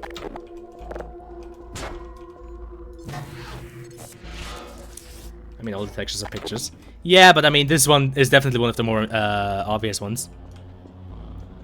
Also, I know this would improve later with like episode 1 and The Lost Coast, but it is kind of funny to see how they hadn't quite figured out the whole thing with PBR and reflectiveness and textures yet.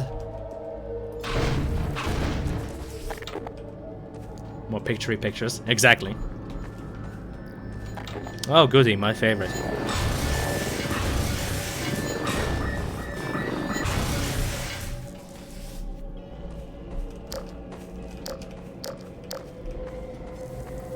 PBR until HLA.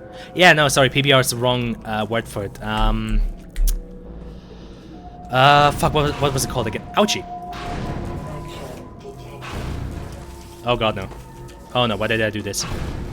Ah, there we go. When it's kind of glossy and it's kind of reflecting. Oh, what was that again? There's a name for it.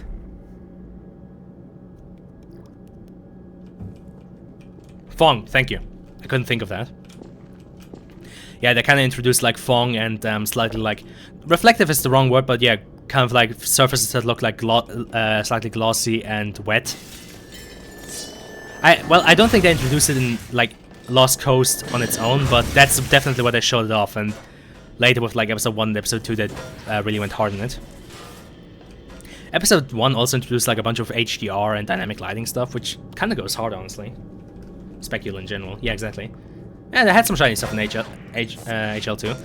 I mean, it's kind of hard to say these days because some of it might have been, you know, patched in later, but I think they probably had some of it. They might not just have been as like secure in using it as they became later.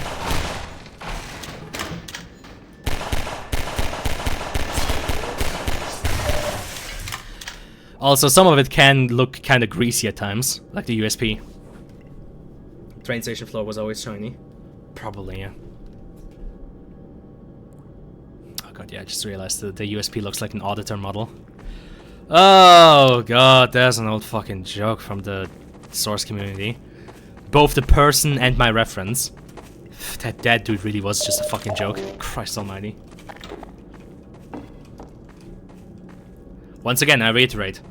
Fuck and hell, am I glad I don't have anything to do with that fuck community anymore. Boy howdy.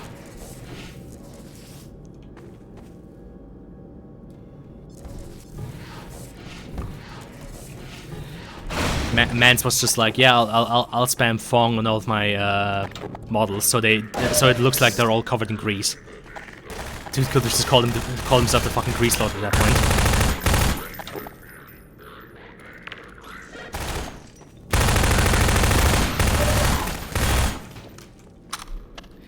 When I'm in a coping competition and my opponent decides you. Shut the fuck up.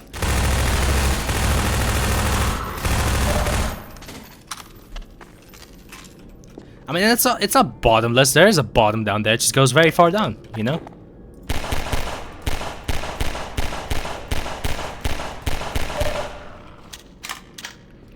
When I'm in a bad takes competition and my opponent's Junko SFM.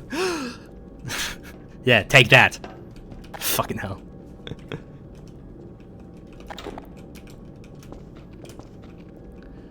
Connects directly into an apartment building through a random hole in the wall. Now, doesn't this lead first into like a big ass factory where you like fight your way through it and go up again? Like I feel like you fight your way through like an industrial zone for a while before you get like back to the apartments.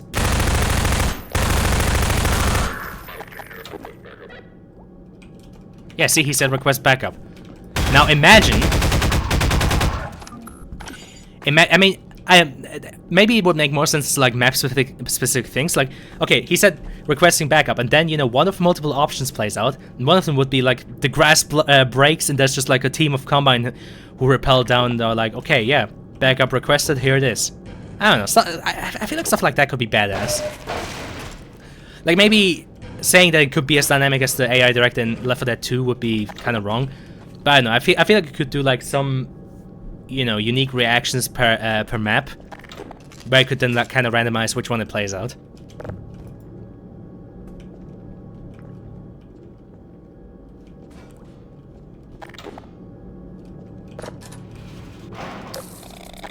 Oh yeah. I love how it's just randomly standing there. I love this room. What the fuck is this room? What is this room?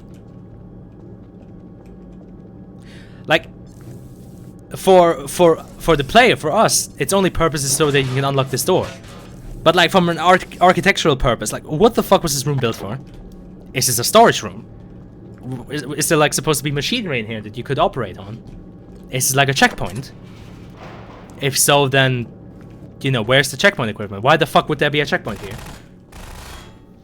about it and it's cool, but it just doesn't work well for gameplay. I don't know, I feel like it could work out.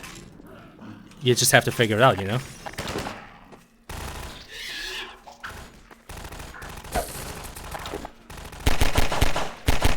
I mean, it is kind of sort of also part of my job description, you know?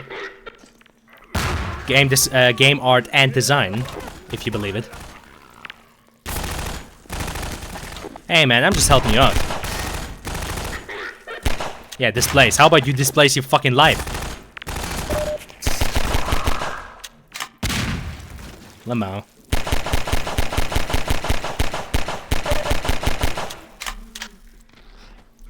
One reinforcements, and we would just have them be forced to spawn.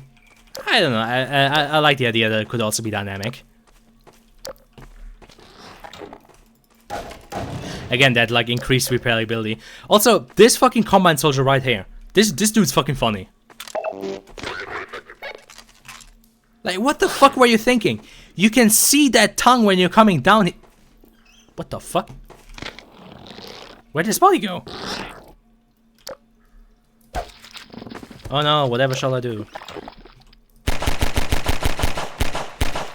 But no, that dude is genuinely just funny to me.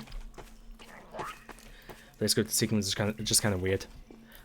Well, not a scripted sequence, but you know, like a table of different scripted sequences. And so it kind of could vary through them.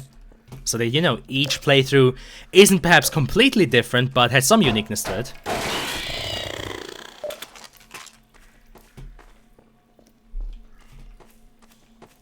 It's like, oh, will the reinforcements this time rappel down from here? Will they maybe blow up a wall and come through?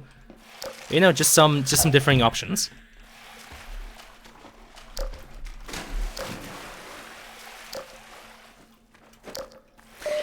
I mean, it would be even more badass if it could like be dependent on like how the player is doing, kind of like how some pathways in Left 4 Dead 2 open or close depending on how well you're doing. Though I understand that might be a bit too much work, but just having that bit of variation, I think, could go hard. Copy of Anti-Citizen is personalized. Fuck off. I'm glad that fucking meme died. Jesus. I mean, it was fun while it lasted, but it definitely overstood its welcome. Kind of like the whole thing with the back rooms.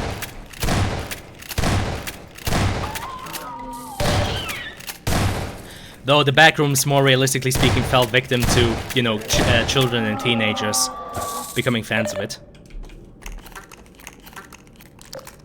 I know we had this discussion once, but it is kind of tragic how, you know, with the back rooms becoming sort of mainstream and a bunch of, like, you know, teenagers and children who, you know, want to make it more badass and cool, started adding onto it, and it kind of just fell off.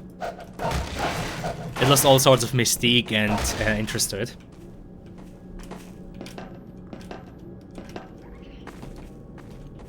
Who you calling that? Who you calling up? Who you calling up? Maybe I should start making weird noises with my mouth too. You know, it's what Jerma does. And I mean, he's the big funny streamer man who rakes in all the big bucks. You know, he does, and apparently that brings in the big bucks. Measure the resources and the health, I guess. Sure, exactly would know if the player is doing well, TBH. I mean, I'm pretty sure that's how Left 4 Dead 2 does it. The first example I can think of is in Dead Center. I think if like all of your teammates are alive and all of them have like moderately high health, you get like sent up a different path. But if all of your teammates are dead and you yourself have low health, then you get sent down a different path. It's probably less extreme with the values, but you know, I'm pretty sure it's fairly binary. Like if has health above this and that and has armor or whatnot, or if has ammo above this and that, then yeah, it just gets like set to, okay, you can now go down this path, or okay, now you get reinforcements down here or down there.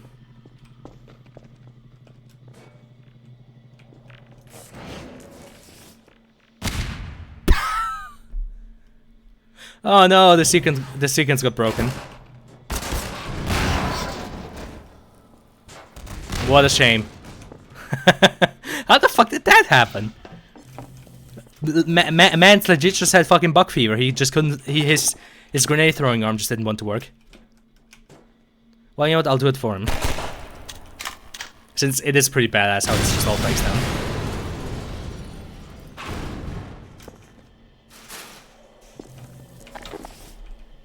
Let the level designers have the final say on that one anyway.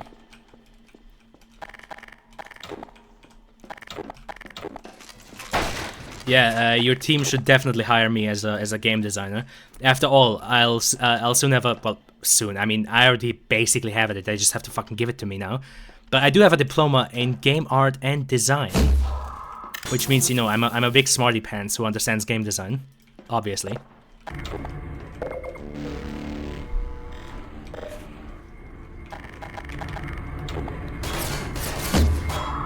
Because a piece of paper is all I need to make the perfect game. Sounds like a reason not to hire you. How dare you? What do you mean? Like, verified education is too good for you? Are you intimidated of my big brain moves? Are you intimidated of my you know, of my education?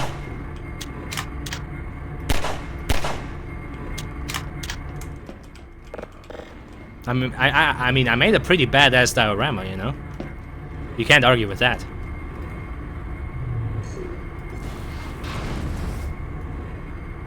I also made Novus Natura, which was pretty cool.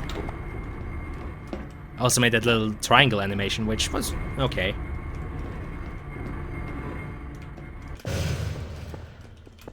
And I also made... What else did I make at school? Oh god, that fucking helmet in the beginning that I drew. I also made those like brutalist buildings. Yeah, they were okay. Could have animated the triangle way better, just saying. Yeah, you animated better. But you know, I also modeled it. I also textured it. I also rigged it. Though to be fair, the rig was kind of cringe. These days I would make it way fucking better. I also fucking weight painted that piece of shit. That wasn't fun. That was not fun at all.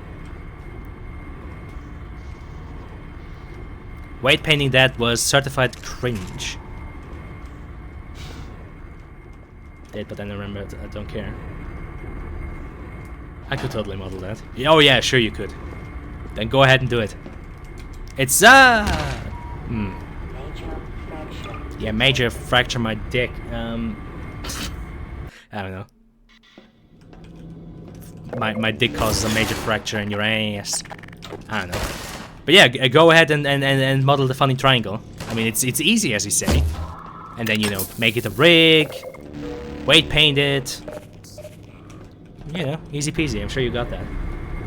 One polygon and extrude. Yeah. And I'm sure that's gonna make moving it around very fucking easy because, you know, just having one polygon, I'm sure it's gonna enable it to, you know, bend. Because, you know, the fucking triangle was able to bend and kind of look around. It wasn't just a static triangle, you know. Also, its eyes could move around, which is pretty fucking badass. Despite, you know, you being all autistic about how I did that, even though I'm still of the opinion that there was a perfectly fine solution. And it worked completely fine. So again, you being a spurk about that, I'll never get.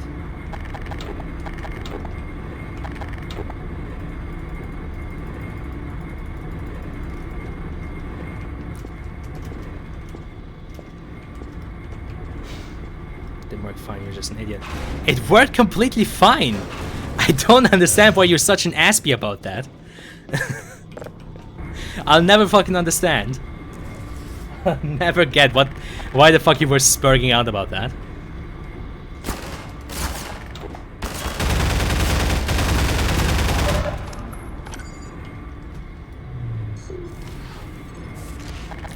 Like, legit, you going on about those eyes is like that fucking meme from that fucking show, The Good Doctor, where, you know, he's screaming, I'm a surgeon, and the other guy's just not saying anything. Like, literally, that's just you going, the eyes don't work, and I just stand there with my Giga Chat chin, and I'm like, no, they work, Lamau, cry about it. It wasn't wrong, it worked perfectly fine.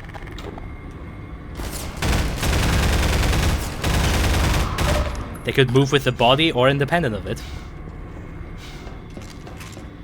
It was perfectly okay. cope and seethe, cry about it.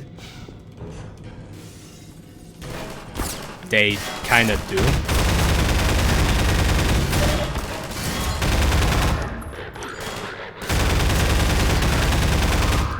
I mean, if our eyes didn't move with our head, I feel like they kind of fell out. They would fall out.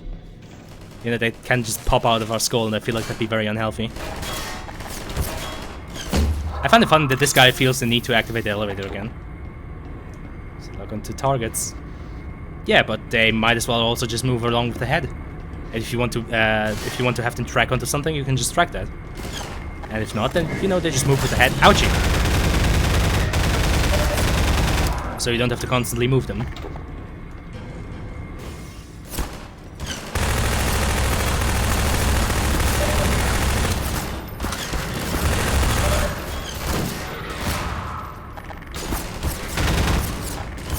Ah, damn it. Like, I'm not saying that's how eyes work in real life, but I mean, that's not the fucking goal. It was a funny triangle. And even on like a human model, I wouldn't make it so. Because then I feel like it's way more resource, less resource intensive.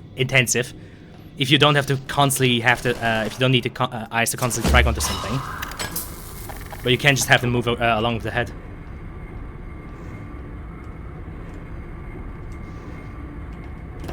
Yeah, again, in real life humans they don't, but who gives a crap about that? This ain't real life. And if that means I don't always have to constantly fucking move the eyes along, then I'm fine with that.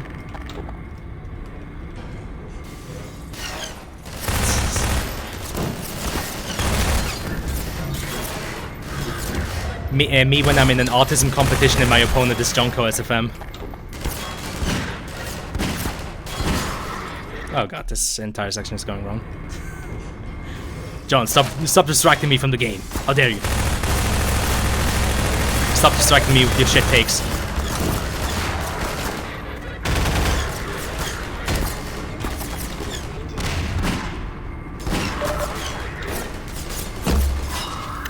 Lemao.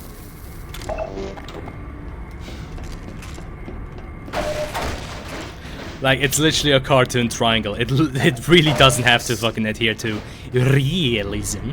It doesn't have. It needs to be realistic. And actually, it doesn't.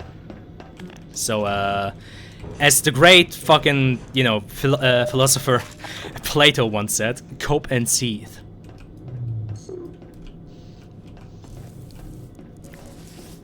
The right way, because I think I'm smart. Nah, I'm just smart enough to not overdo things because it's not necessary. Work smarter, not harder. Unless I guess your name is Jonko SFM, in which case, cry about it.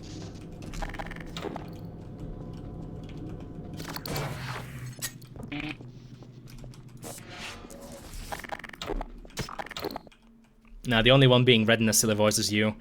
This is basically my equivalent to, you know...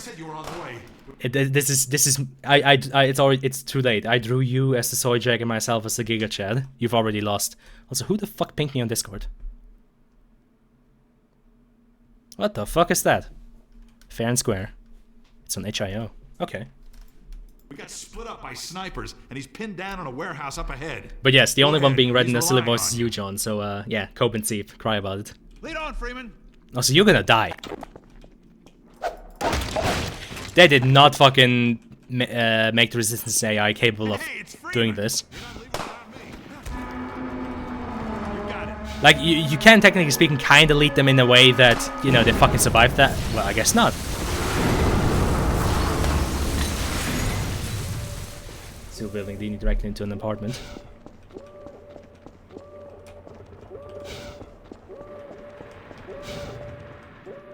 Huh.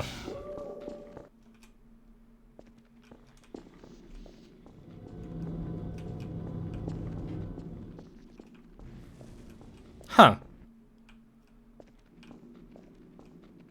It really does, doesn't it? Lemao.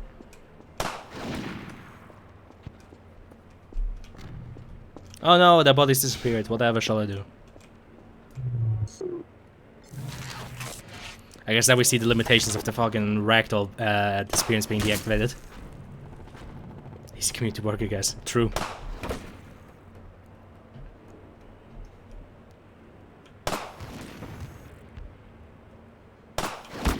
Ouchie. Okay, fair enough, he hit me. Hey, another reason for why Gordon has a helmet. He hit me in the head. And I didn't immediately die. It's like my favorite hit video game, Escape from Tarkov, which is definitely not full of cheaters and bugs and glitches. And Battlestate games definitely shouldn't suck my fucking cock because they're a bunch of dickwheels.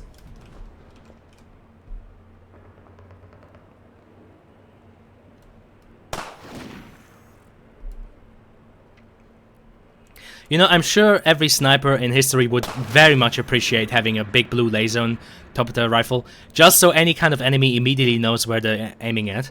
I'm sure that is something that every sort of professional sniper would love.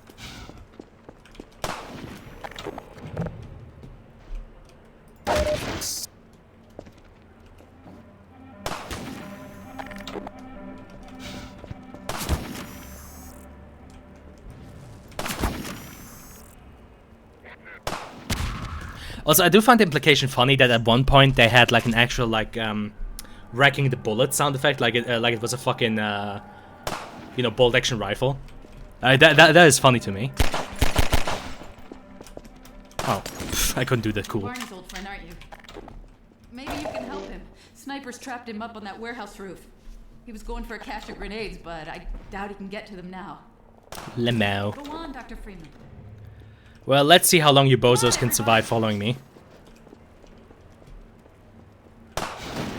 Okay, spread out, everybody. Move! Follow me, quickly!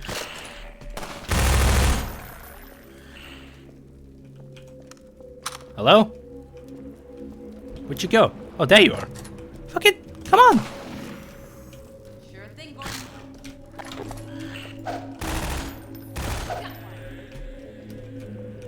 Yeah, sorry, your boyfriend couldn't quite make it.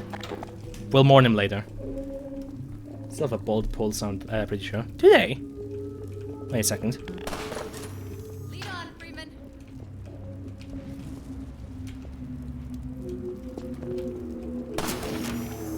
Oh yeah, you can kind of hear the...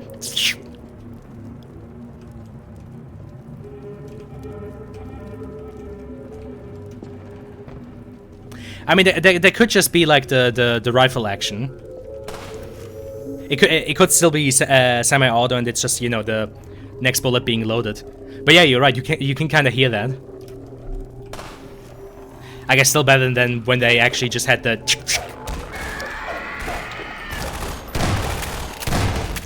Which, like, the implication of having that on a rifle, which is obviously like supposed to be some kind of energy rifle by sound alone, is weird to me. Oh yeah, this poor guy. Somebody up there! Help me! Help me! I know it'd be safer down here. Didn't he used to have blood there? The place is infested. The rest of them headed upstairs. They took the chances with the snipers. I guess they're still up there. I don't actually know if this guy can die.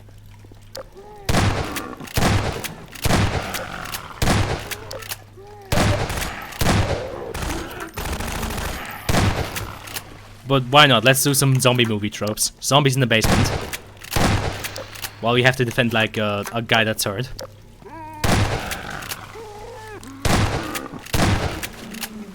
I find it funny how there's not even a thing where you can like get him a med kit or something to heal him. Like, you literally just leave him down here. Like, this dude is headcrab bait. This dude is fucking headcrab fodder at this point. Like, yeah, sure, I killed the zombies, but next thing that's gonna happen is a headcrab is gonna jump on him and he ain't gonna defend himself. Wow, I got the double whammy. Haha. I do very much enjoy it so that they made it that headcrabs can drown. It makes me very happy. Same with endlines. Flooded basement is nice. Kinda want to do that for something. What, the basement, or like you being able to heal a guy that's wounded? I feel like that's also an interaction that could be interesting, you know? Sort of giving you a bit more interactability with the citizens, and how you can kind of help them if you want to.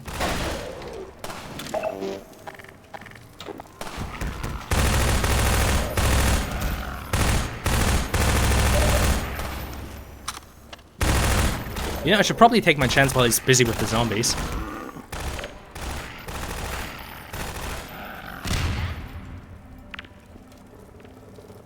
Too high. That one got affected by the explosion. There we go. Nice.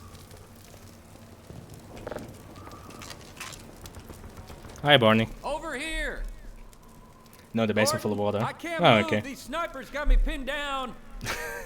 Gordon, lob a couple grenades. That'll clear them out. I love how his voice slightly breaks when he said that the snipers have him pinned down.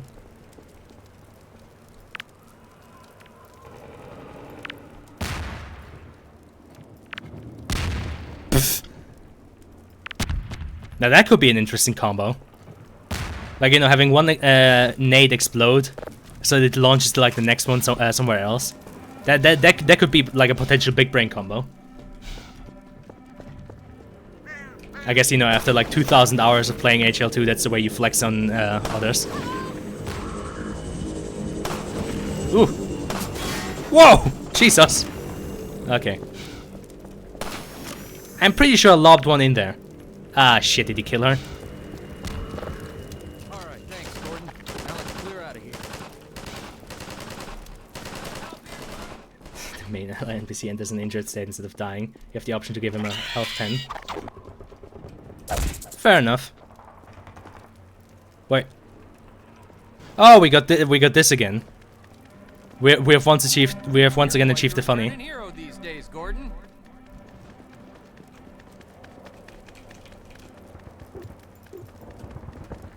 Let's get going. Follow me. Holy shit! What happened to his legs? Good God! Oh no! That's what happened to the other one. Yeah, sure. Just what happened to the other rebel that was following me? What the fuck happened to her? Follow me. Oh, that's where she landed. Ouch! She got fucking launched. Jesus. Nyeh. Nyeh.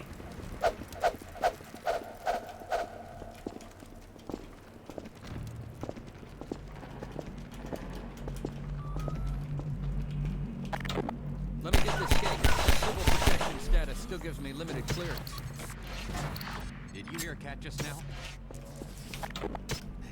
Okay, can we talk about that? His civil protection status.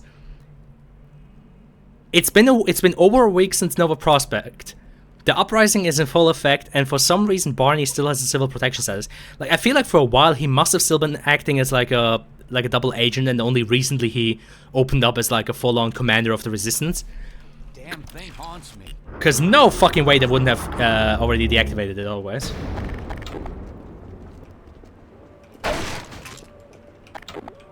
Like, I feel like that would be a massive oversight. Watch the head humpers, Gordon. Ah, yes, that fucking line. Watch the head humpers, Gordon. No! Oh, and she went idiot box. It's some of those lines are still burned into my head. Don't really know about Barney still. I kind of find it hard to believe. Like, he's a very fucking prominent figure of the Resistance.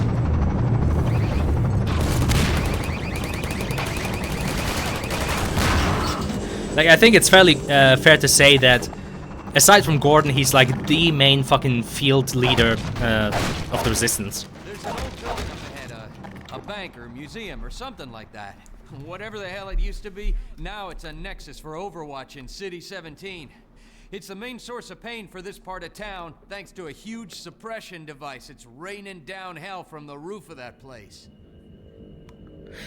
I don't know. My assumption would be that he stuck it out as like a double agent for a while, but then, you know, the more and more the uprising actually escalated, and again, my assumption would still be that like the full-on street war that we see here has only been going on for a few days, like maybe up to 3 days and whatnot. And before that, you know, you kind of had like smaller skirmishes, you know, the Resistance sabotaging Combine stuff and trying to get other people into the city. And, you know, then a few days before Gordon arrived again, it like just went full-blown out and about. And that's when kind of Barney made himself known. Don't know which CP is. I mean, maybe he used a fake name. I doubt that could buy him too much time, because they do have like scanners and everything else around for like facial recognition. I love the fact that I was just standing there in formation. Like, why? There it is, the Overwatch Nexus. Looks like they're mobilizing big time. You can sort of see the gate from here. I'll show you when we get to street level. We'll have to get in that building to open the gate. Even then, the suppression device will, suppress anyone coming through unless we shut it down. Then let's go! Again, this whole thing with the Nexus is another thing that I very much enjoy, and it is one of the main components for my argument of, you know, Combine structure just jutting out of everything. Like, you see just how little care they had for the actual, like, antique building, and that's another hole there. Well, please fix. Like, they literally just fucking stuck their tech onto it and sometimes have it just, like, breaching off the walls. Like, I do enjoy that. Hey, one of you take point. So much for stealth. We've been spotted.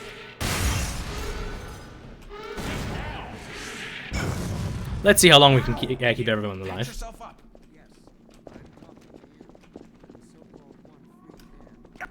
Guys, did you hear? He's talking to me.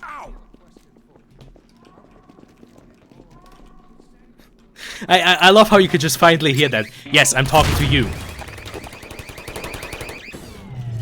Guys, the game is becoming fucking aware of itself. It's talking to me.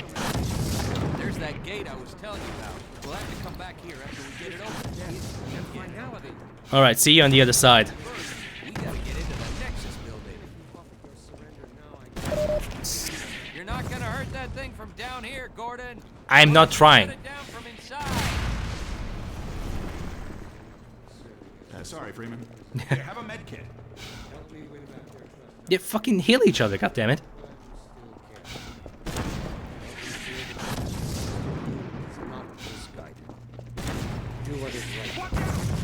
Yeah, this is one of the perhaps weaker sections because, like, the blast radius in the thing is way bigger than what it looks like. So it's always kind of hard to tell, you know, if you're safe from it or not. Like, it can kind of feel unfair at which point you take damage and at which not. Well, I mean, the section's short, so it's not that bad. Okay, I gotta admit, that line goes hard. And it goes just about as hard as our fucking casualty rates here. I am shocked we haven't lost a single guy yet. Well, that'll change in a bit.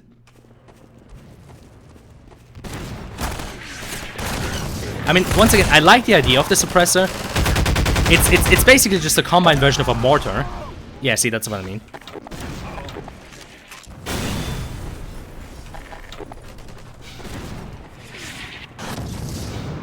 Just once again, perhaps slightly less effective because you can easily see where it lands. Yeah, makes sense. Maybe I should go back and grab myself some more health again. Or not. Barney, please. See, okay, those guys are gone. Ah, there we go. But yeah, I do like the idea of it. I mean, I can understand why they hadn't more sections with that because I'm fairly certain this will get old fast.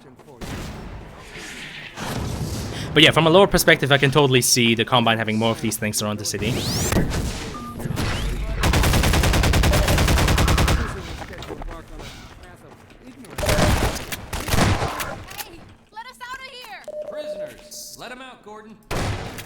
I couldn't save that one guy. I could save the other two, though.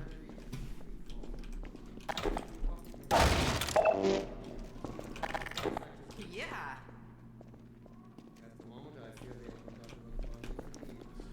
Oh god, it's already been 2.5 hours. You know what, I think I'm probably gonna end it once I get into the Nexus. once we arrive at Nexus mods. Oh god. Nice. Yeah, thank god this Nexus isn't that one because otherwise I wouldn't be able to stream this.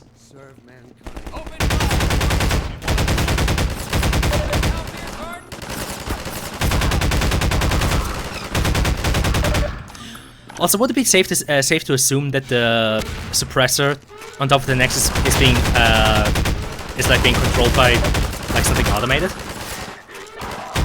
Like, I never got the feeling that there's anybody up there actually controlling it.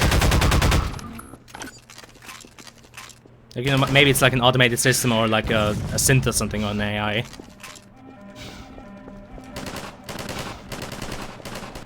Which actually, with the revelation that even the fucking Combine computers, you know, in Half-Life Alyx, with the revelation that even the fucking Combine computers have organic parts in them, it actually makes me wonder if the Combine have any sort of AI.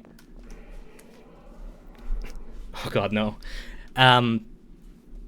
Because like, Half-Life Alyx showed us even the Combine computers and terminals have like weird organic brains in them. The Striders, Hunters, and gunships are all like synthetic and, technically speaking, like creatures. APCs and Hunter Choppers are controlled by units, like by Combine units. The only exception to that would be, I guess, the Scanners and the Manhacks. Though then again, if we go by beta rules, the Manhacks used to be controlled by citizens in the Manhack arcade. Fucking hell. I mean, there could be the possibility of like even some slight organic parts being like even the Citadel itself has some stuff that's reminiscent of like something organic, like those weird tubes that kind of look like a bloodstream. So it does sometimes make me wonder if the Combine even have AIs, or if it's kind of like Mankind in 40K, the Imperium of Man in 40K, where they don't have any AI, they do everything with like cyborgs or weird like synthetic stuff. That could be an interesting aspect of the Combine. Like, as advanced as they are, they never like figured out or never felt the need to figure out AI. And so they just relied on having organic components to the calculations for them and everything. Brain Cheese Wheels and HLA weren't the same tech as what's in HL2. Are you sure? I mean, it is the exact same terminals as you see in HL2. Like, it's exactly the same kind of terminal that you see there.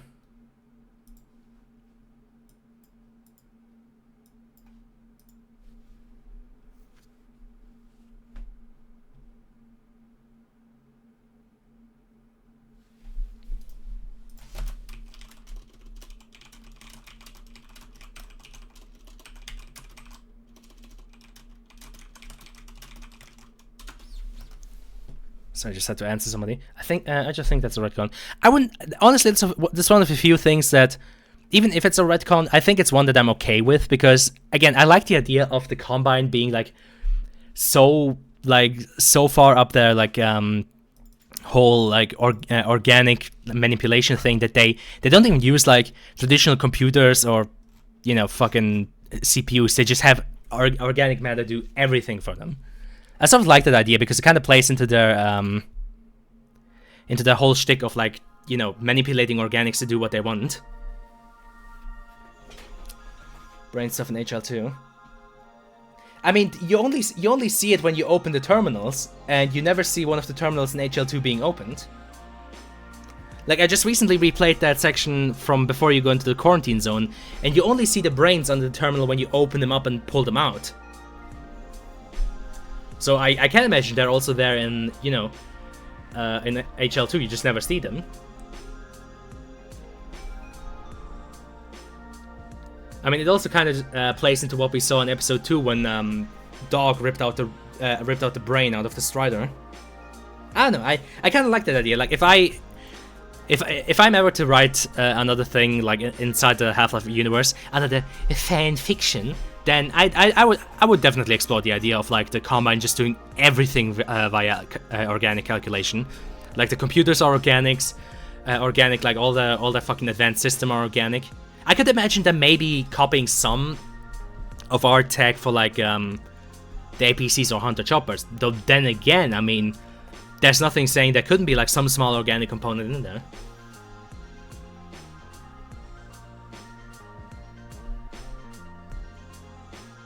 I guess with the doors, you could argue they're simple enough where it's not necessary. Though, then again, I once again think of 40K.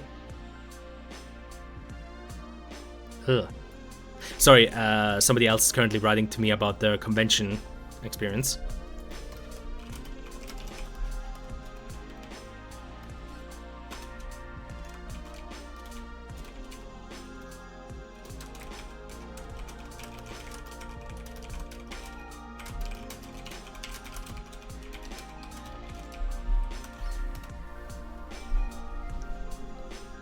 AR2s.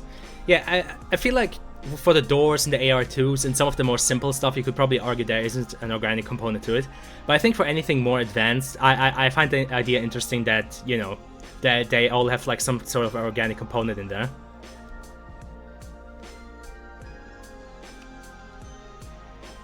I don't know. I like the idea. Because it kind of plays into the Combine being sort of, you know, sort of biopunk. Because again, I mean, there's an argument to be made that, you know, why make Stalkers in the first place? You could just have robots work inside the Citadel. But, you know, having organics do the work for them is the only thing the Combine know. Like, it will kind of work. It will kind of play into them just being these weird, like, alien things that they don't even think about having a robot doing the work for them. They're like, oh no, we need an organic to do it for us. Since are very different from the rest of the Combine styling. In a sense, they are different from like that dark edged Combine steel sort of styling. They do kind of play into the Combine advisors. I don't know. I know what you mean. I know what you mean, but I feel like it can work. Like the synths are definitely way more organic than for example, the APCs or the Hunter Chopper. But again, that's why I like the idea of having some form of that where, you know, even under the hood, there's like slight organics there.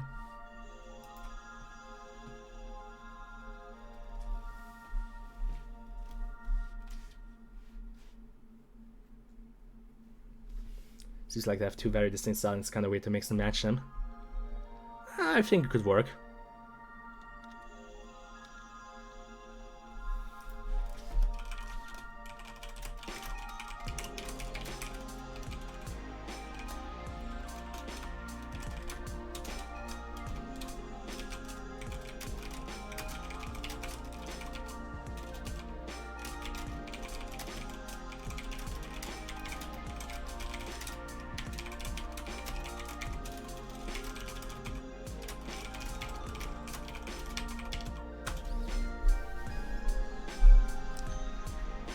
So I think computers with the limitations of brains is interesting. Like, how does video compression work when it's being actually remembered? Yeah, exactly.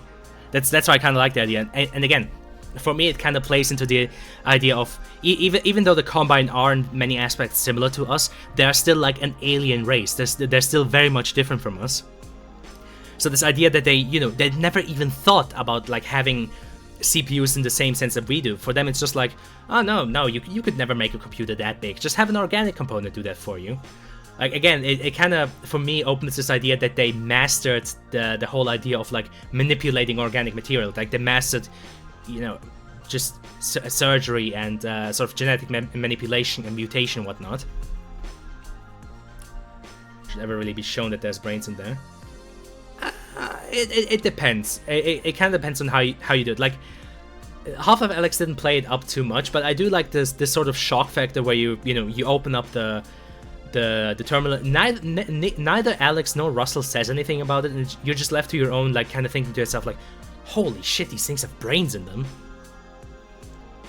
But I don't know. It feels like that's what's goofy. I feel like more like the game was like, yeah, here you go, and it kind of let you, decide for yourself what you do with that.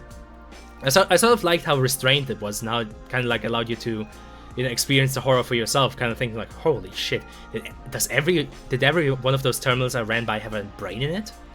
I don't know. It feels kind of like it makes it even more fucked up, And like I said, it kind of opens up the Combine for being, they make some dumb joke about it.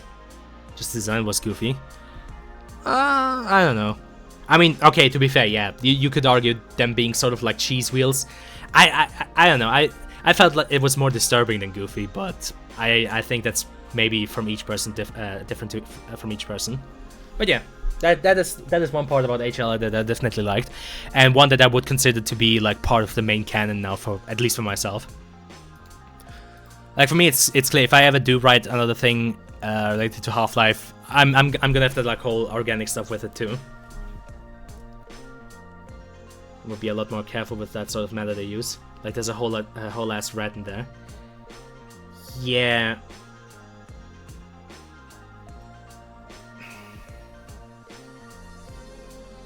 I feel like what would have worked there would have been the contrast.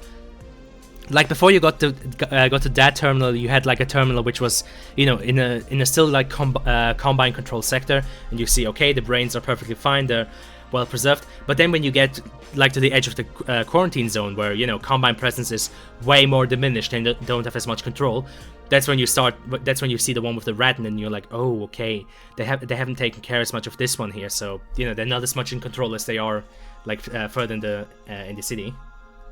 Breeding specific organisms. Yeah, that's my take as well. I feel like the idea there would probably be that the rat got in accidentally, and it's not actually supposed to be part of that. Like, I agree with you. There would definitely be growing specific organisms for those brain cases. Kinda how I sometimes wonder if the Combine even had like had a hand in manipulating sort of the ant-lions as well. How the fuck do you accidentally put a rat into a cheese wheel? I don't know. My assumption has always been that the rat somehow climbed in there, you know, started eating the brain matter, but then somehow got assimilated by it. That's always what I assumed. Like, the rat sort of made its way in there because, you know, it wanted to get at the cheese wheel or at the brain wheel. You know, climbed in there, started eating it, but then somehow just got assimilated by it.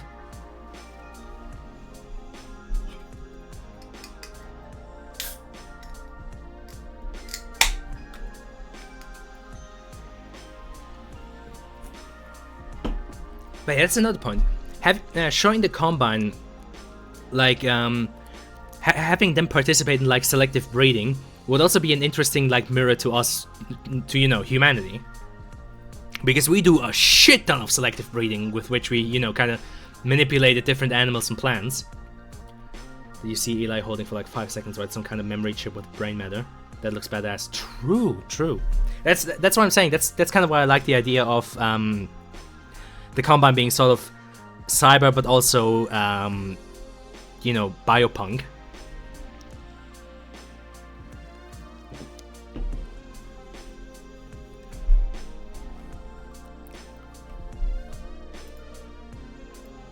Yeah, that thing. Yeah, that looks fucking badass. Honestly, that's what I could imagine being inside some of the smaller machinery. Maybe, like I said, not maybe in the doors, but possibly the scanners? Though, then again, you could argue the scanners and Manhex are probably controlled from a central nexus.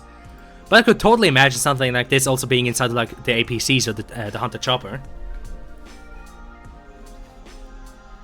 That is one aspect that I really liked about Half-Life Alyx, that they kind of introduced that. Sort of idea that, you know, the Combine don't use regular microchips. I don't know, I feel like there's a lot to explore there. Like 10 of those plugged into the terminals would be cooler than the cheese wheels. I don't know.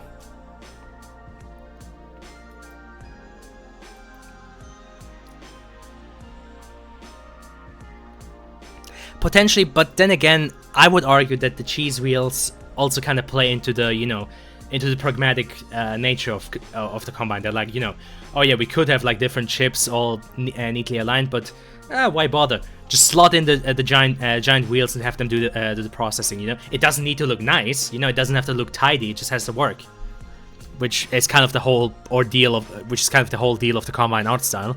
It just, nobody gives a fuck if it looks good. It just has to do its job. Purpose made and precise. More precise, yeah. Purpose made, I would disagree, because again, that would be the Combine trying to make something look nice, and the Combine don't care about something looking nice, you know. That's what I mean. For me, when I imagine Combine stuff, Combine architecture, technology, or whatever, I think purpose-built, pragmatic, and just the bare necessities. We just have as much in it as necessary, and you know, we make it look really pragmatic and straight to the point. And therefore, you know, to us humans, it looks fucking intimidating and big and fucking, you know, crazy. Like, that's why I decided that the fucking generator, you know, be the centerpiece of my diorama, because even as something as a generator from the Combine, I can imagine it looking, you know, kind of scary. I feel like you could do that array for something else. I could definitely see that whole business with like an array where you slot in stuff in and out could be cool. But I would do that maybe for something else.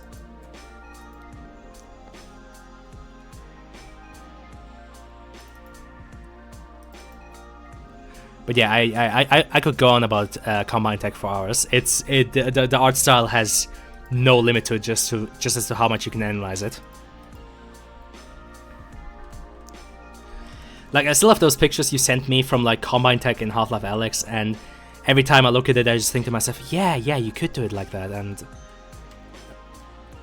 yeah, like I don't know. Every time I look at it, I just think to myself, yeah, okay.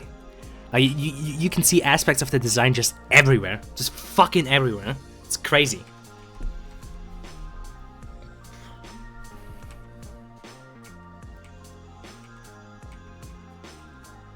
Even in the letters, I found it how even a Combine letter, you can clearly see that it is Combine.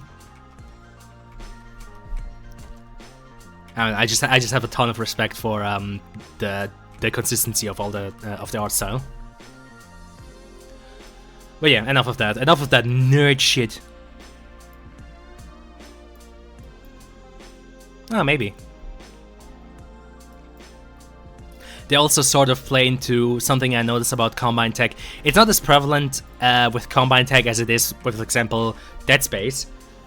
Because I was so mad at myself that I didn't realize that, but fucking Mandalore Gaming, in his review of the Dead Space remake, he made such a good point about the art style of Dead Space, and I was fucking kicking myself for the fact that I hadn't realized that myself.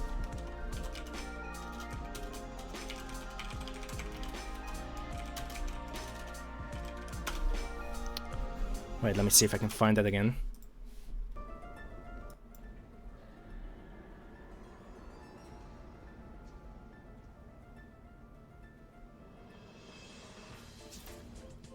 I feel no temptation in this one.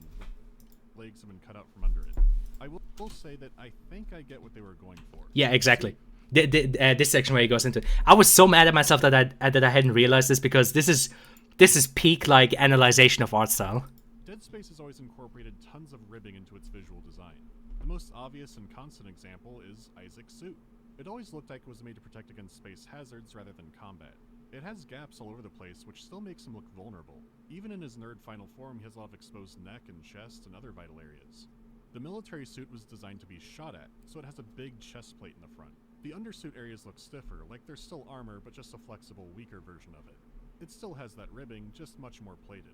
But maybe it wasn't as ribbed as it could be, because again, ribbing is everywhere. Nishimura itself is a giant space corpse with a huge exposed ribcage. Genuinely, when he said this, when I first saw the video and he said this, I was ready to fucking slap myself. Like, I never fucking realized that, but he's completely right. It's a giant fucking corpse with an exposed ribcage. I was so fucking mad at myself for not realizing this. Genuinely, perfect fucking analysis. He's a human ladder because it's easy and already exists. Well, yeah, to be fair, I think that might have also just been limitation on Valve's part.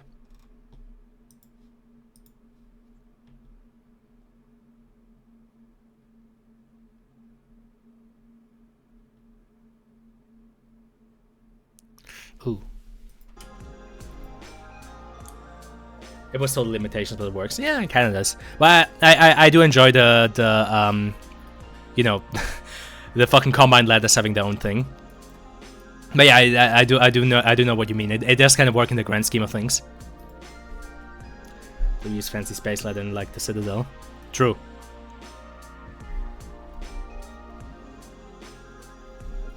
But yeah, there is also some like some ribbing in Combine Tech.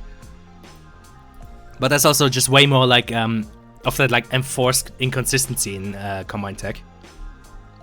Like the best example I can always think of is, yeah, one of them that you sent me. This fucking thing. Like, it's a walkway, but they still have it so that each and every piece is sort of inconsistent with each other. So you still have this sort of like you still have this sort of chaotic nature that you see everywhere at Combine Tech. Like you kind of see that asymmetry everywhere. Well, not everywhere, but often. There are some parts which are more symmetrical with each other, that what I noticed, and again, that's why I kind of incorporated it in my generator, is oftentimes if it's like a rectangular object like this, you have asymmetry on like this side, on like this vector, but on this vector, again, you see that? Like if you looked at it from the front, it's symmetrical with each other, but if you look at it from the side, you can kind of see how asymmetrical it is. Exactly same with my generator that I did. It's fucking fascinating once you look at this kind of stuff. Only plays in HL2 where it's all Combine tech everywhere, else it's half Combine tech and half human stuff. Yeah, even in the fucking Combine controlled section of Nova Prospekt, as I pointed out, you still had a bunch of like human walls and stuff. But you know, human tech, all the lines and checkpoints that are very human fences. Gen is a bit too symmetrical. I wouldn't say that. Like I said, there is asymmetry at the side, but if you look at it from the front, it's symmetrical. Because I was kind of going for the style that you have here with the restrictors. I was kind of going for this. Like, you have symmetry from the front, but it's asymmetrical from the side. That's what I was going for. Or same with the lamp. Wait, where the fuck is that lamp again? Nah, that's the one from HL2, but it still works. Same as kind of with the lamps. Like, you see a lot of symmetry at the front, except for this thing, but a lot more asymmetry from the back. Like, from the side, I mean. So that's kind of the style I was going for.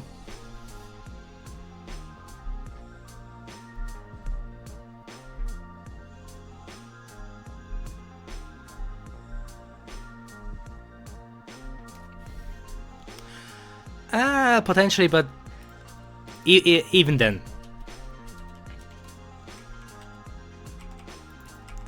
Even then, aside from the thingamajig, aside from this catwalk, like other than that, the restrictor is completely, you know, symmetrical. And I didn't really see the necessity for like my generator having any kind of catwalk on it. What I could have done was definitely have something like this, like some asymmetry with the lights. Oh, I don't know anymore. Did I put like what's been in my thingamajig in the render, like screenshots?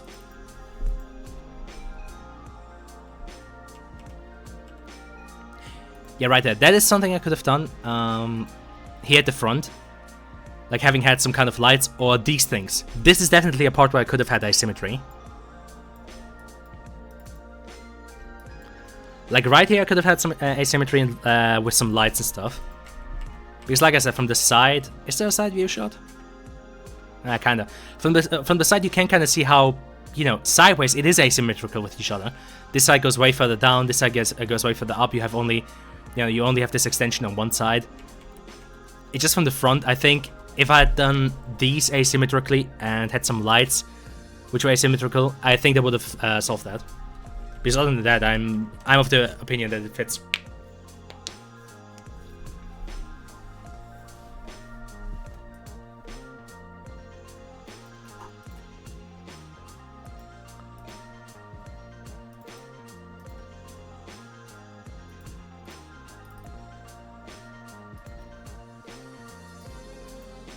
I gotta admit though, I mean even now that I could do it much better, I still have to say the diorama still kind of goes hard.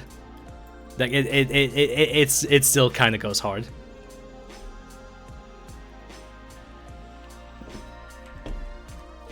Like faults and all, it's even to this day I'm pretty proud of it. Yeah, it goes pretty fucking hard, if I may say so myself.